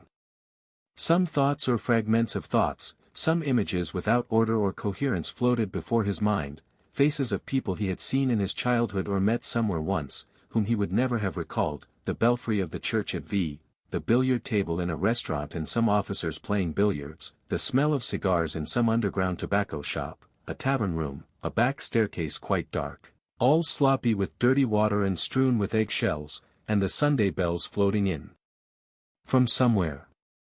The images followed one another, whirling like a hurricane. Some of them he liked and tried to clutch at, but they faded, and all the while there was an oppression within him, but it was not overwhelming, sometimes it was even pleasant. The slight shivering still persisted, but that too was an almost pleasant sensation. He heard the hurried footsteps of Razumihin. He closed his eyes and pretended to be asleep. Razumihin opened the door and stood for some time in the doorway as though hesitating, then he stepped softly into the room and went cautiously to the sofa. Raskolnikov heard Nastasia's whisper. "Don't disturb him. Let him sleep. He can have his dinner later." "Quite so," answered Razumihin. Both withdrew carefully and closed the door. Another half-hour passed. Raskolnikov opened his eyes, turned on his back again, clasping his hands behind his head. Who is he? Who is that man who sprang out of the earth? Where was he? What did he see? He has seen it all, that's clear. Where was he then? And from where did he see? Why has he only now sprung out of the earth? And how could he see? Is it possible? Continued Raskolnikov, turning cold and shivering, and the jewel case Nikolai found behind the door, was that possible? A clue? You miss an infinitesimal line and you can build it into a pyramid of evidence. A fly flew by and saw it. Is it possible? He felt with sudden loathing how weak, how physically weak he had become. I ought to have known it, he thought with a bitter smile. And how dared I, knowing myself, knowing how I should be, take up an axe and shed blood? I ought to have known beforehand. Ah, but I did know, he whispered in despair. At times he came to a standstill at some thought. No, those men are not made so. The real master to whom all is permitted storms Toulon, makes a massacre in Paris, forgets an army in Egypt, wastes 500,000 men in the Moscow expedition and gets off with a jest at Vilna. And altars are set up to him after his death, and so all is permitted. No, such people, it seems, are not of flesh but of bronze. One sudden irrelevant idea almost made him laugh. Napoleon, the pyramids, Waterloo, and a wretched skinny old woman, a pawnbroker with a red trunk under her bed, it's a nice hash for Porfiry Petrovitch to digest. How can they digest it? It's too inartistic. A Napoleon creep under an old woman's bed. Ugh, how loathsome. At moments he felt he was raving. He sank into a state of feverish excitement. The old woman is of no consequence, he thought, hotly and incoherently. The old woman was a mistake perhaps, but she is not what matters. The old woman was only an illness. I was in a hurry to overstep. I didn't kill a human being, but a principle. I killed the principle, but I didn't overstep, I stopped on this side. I was only capable of killing. And it seems I wasn't even capable of that. Principle. Why was that fool Razumihin abusing the socialists? They are industrious, commercial people, the happiness of all, is their case. No, life is only given to me once and I shall never have it again, I don't want to wait for, the happiness of all. I want to live myself, or else better not live at all. I simply couldn't pass by my mother starving, keeping my ruble in my pocket while I waited for the happiness of all. I am putting my little brick into the happiness of all and so my heart is at peace. Haha. Why have you let me slip? I only live once, I too want. Ek, I am an aesthetic louse and nothing more, he added suddenly, laughing like a madman. Yes, I am certainly a louse, he went on, clutching at the idea, gloating over it and playing with it with vindictive pleasure. In the first place, because I can reason that I am one, and secondly, because for a month past I have been troubling benevolent Providence, calling it to witness that not for my own fleshly lusts did I undertake it, but with a grand and noble object, aha. Thirdly, because I aimed at carrying it out as justly as possible, weighing, measuring and calculating. Of all the lice I picked out the most useless one and proposed to take from her only as much as I needed for the first step, no more nor less, so the rest would have gone to a monastery, according to her will, aha. And what shows that I am utterly a louse, he added, grinding his teeth, is that I am perhaps viler and more loathsome than the louse I killed, and I felt beforehand that I should tell myself so after killing her. Can anything be compared with the horror of that? The vulgarity. The abjectness. I understand the prophet, with his saber, on his steed, Allah commands and trembling, creation must obey. The prophet is right, he is right when he sets a battery across the street and blows up the innocent and the guilty without deigning to explain. It's for you to obey, trembling creation, and not to have desires, for that's not for you. I shall never, never forgive the old woman. His hair was soaked with sweat, his quivering lips were parched, his eyes were fixed on the ceiling. Mother, sister, how I loved them. Why do I hate them now? Yes, I hate them, I feel a physical hatred for them, I can't bear them near me. I went up to my mother and kissed her, I remember. To embrace her and think if she only knew, shall I tell her then? That's just what I might do. She must be the same as I am, he added, straining himself to think, as it were struggling with delirium. Ah, how I hate the old woman now. I feel I should kill her again if she came to life. Poor Lizaveta. Why did she come in? It's strange though, why is it I scarcely ever think of her, as though I hadn't killed her? Lizaveta. Sonya. Poor gentle things, with gentle eyes. Dear women. Why don't they weep? Why don't they moan? They give up everything, their eyes are soft and gentle. Sonya, Sonya. Gentle Sonya. He lost consciousness, it seemed strange to him that he didn't remember how he got into the street. It was late evening. The twilight had fallen and the full moon was shining more and more brightly, but there was a peculiar breathlessness in the air. There were crowds of people in the street, workmen and business people were making their way home, other people had come out for a walk, there was a smell of mortar, dust and stagnant water. Raskolnikov walked along, mournful and anxious, he was distinctly aware of having come out with a purpose, of having to do something in a hurry, but what it was he had forgotten. Suddenly he stood still and saw a man standing on the other side of the street, beckoning to him. He crossed over to him, but at once the man turned and walked away with his head hanging, as though he had made no sign to him. Stay, did he really beckon? Raskolnikov wondered, but he tried to overtake him. When he was within 10 paces he recognized him and was frightened. It was the same man with stooping shoulders and the long coat. Raskolnikov followed him at a distance, his heart was beating. They went down a turning, the man still did not look round. Does he know I am following him, thought Raskolnikov. The man went into the gateway of a big house. Raskolnikov hastened to the gate and looked in to see whether he would look round and sign to him. In the courtyard the man did turn round and again seemed to beckon him. Raskolnikov at once followed him into the yard, but the man was gone. He must have gone up the first staircase. Raskolnikov rushed after him. He heard slow measured steps 2 flights above. The staircase seemed strangely familiar. He reached the window on the first floor, the moon shone through the panes with a melancholy and mysterious light, then he reached the second floor. Bah! This is the flat where the painters were at work, but how was it he did not recognize it at once? The steps of the man above had died away. So he must have stopped or hidden somewhere. He reached the 3rd story, should he go on? There was a stillness that was dreadful. But he went on. The sound of his own footsteps scared and frightened him. How dark it was. The man must be hiding in some corner here. Ah! The flat was standing wide open, he hesitated and went in. It was very dark and empty in the passage, as though everything had been removed. He crept on tiptoe into the parlor which was flooded with moonlight. Everything there was as before, the chairs, the looking-glass, the yellow sofa and the pictures in the frames. A huge, round, copper-red moon looked in at the windows. It's the moon that makes it so still, weaving some mystery, thought Raskolnikov.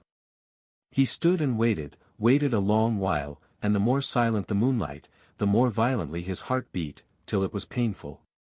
And still the same hush. Suddenly he heard a momentary sharp crack like the snapping of a splinter and all was still again. A fly flew up suddenly and struck the window pane with a plaintive buzz. At that moment he noticed in the corner between the window and the little cupboard something like a cloak hanging on the wall. Why is that cloak here, he thought, it wasn't there before. He went up to it quietly and felt that there was someone hiding behind it. He cautiously moved the cloak and saw, sitting on a chair in the corner, the old woman bent double so that he couldn't see her face, but it was she. He stood over her. She is afraid, he thought. He stealthily took the axe from the noose and struck her one blow, then another on the skull. But strange to say she did not stir, as though she were made of wood. He was frightened, bent down nearer and tried to look at her, but she, too, bent her head lower. He bent right down to the ground and peeped up into her face from below. He peeped and turned cold with horror. The old woman was sitting and laughing, shaking with noiseless laughter, doing her utmost that he should not hear it. Suddenly he fancied that the door from the bedroom was opened a little and that there was laughter and whispering within. He was overcome with frenzy and he began hitting the old woman on the head with all his force, but at every blow of the axe the laughter and whispering from the bedroom grew louder and the old woman was simply shaking with mirth. He was rushing away, but the passage was full of people, the doors of the flats stood open and on the landing, on the stairs and everywhere below there were people, rows of heads, all looking, but huddled together in silence and expectation. Something gripped his heart, his legs were rooted to the spot, they would not move. He tried to scream and woke up. He drew a deep breath, but his dream seemed strangely to persist. His door was flung open and a man whom he had never seen stood in the doorway watching him intently. Raskolnikov had hardly opened his eyes and he instantly closed them again. He lay on his back without stirring. Is it still a dream, he wondered and again raised his eyelids hardly perceptibly. The stranger was standing in the same place, still watching him. He stepped cautiously into the room, carefully closing the door after him, went up to the table, paused a moment, still keeping his eyes on Raskolnikov, and noiselessly seated himself on the chair by the sofa. He put his hat on the floor beside him and leaned his hands on his cane and his chin on his hands. It was evident that he was prepared to wait indefinitely. As far as Raskolnikov could make out from his stolen glances, he was a man no longer young, stout, with a full, fair, almost whitish beard. 10 minutes passed. It was still light, but beginning to get dusk. There was complete stillness in the room. Not a sound came from the stairs. Only a big fly buzzed and fluttered against the window pane. It was unbearable at last. Raskolnikov suddenly got up and sat on the sofa. "Come, tell me what you want." "I knew you were not asleep, but only pretending," the stranger answered oddly, laughing calmly. "Arkady Ivanovitch Svidrigailov, allow me to introduce myself.